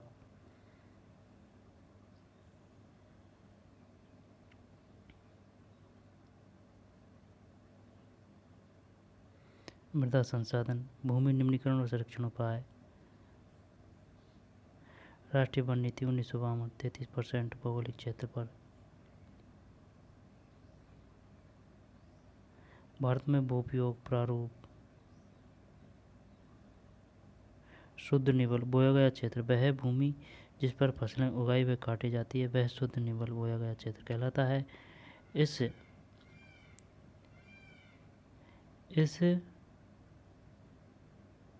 कहलाता है। एक ही कृषि वर्ष में एक बार से अधिक बोए गए क्षेत्र को शुद्ध निवल बोए गए क्षेत्र में जोड़ दिया जाए तो वह सकल कृषि क्षेत्र कहलाता है। भू संसाधन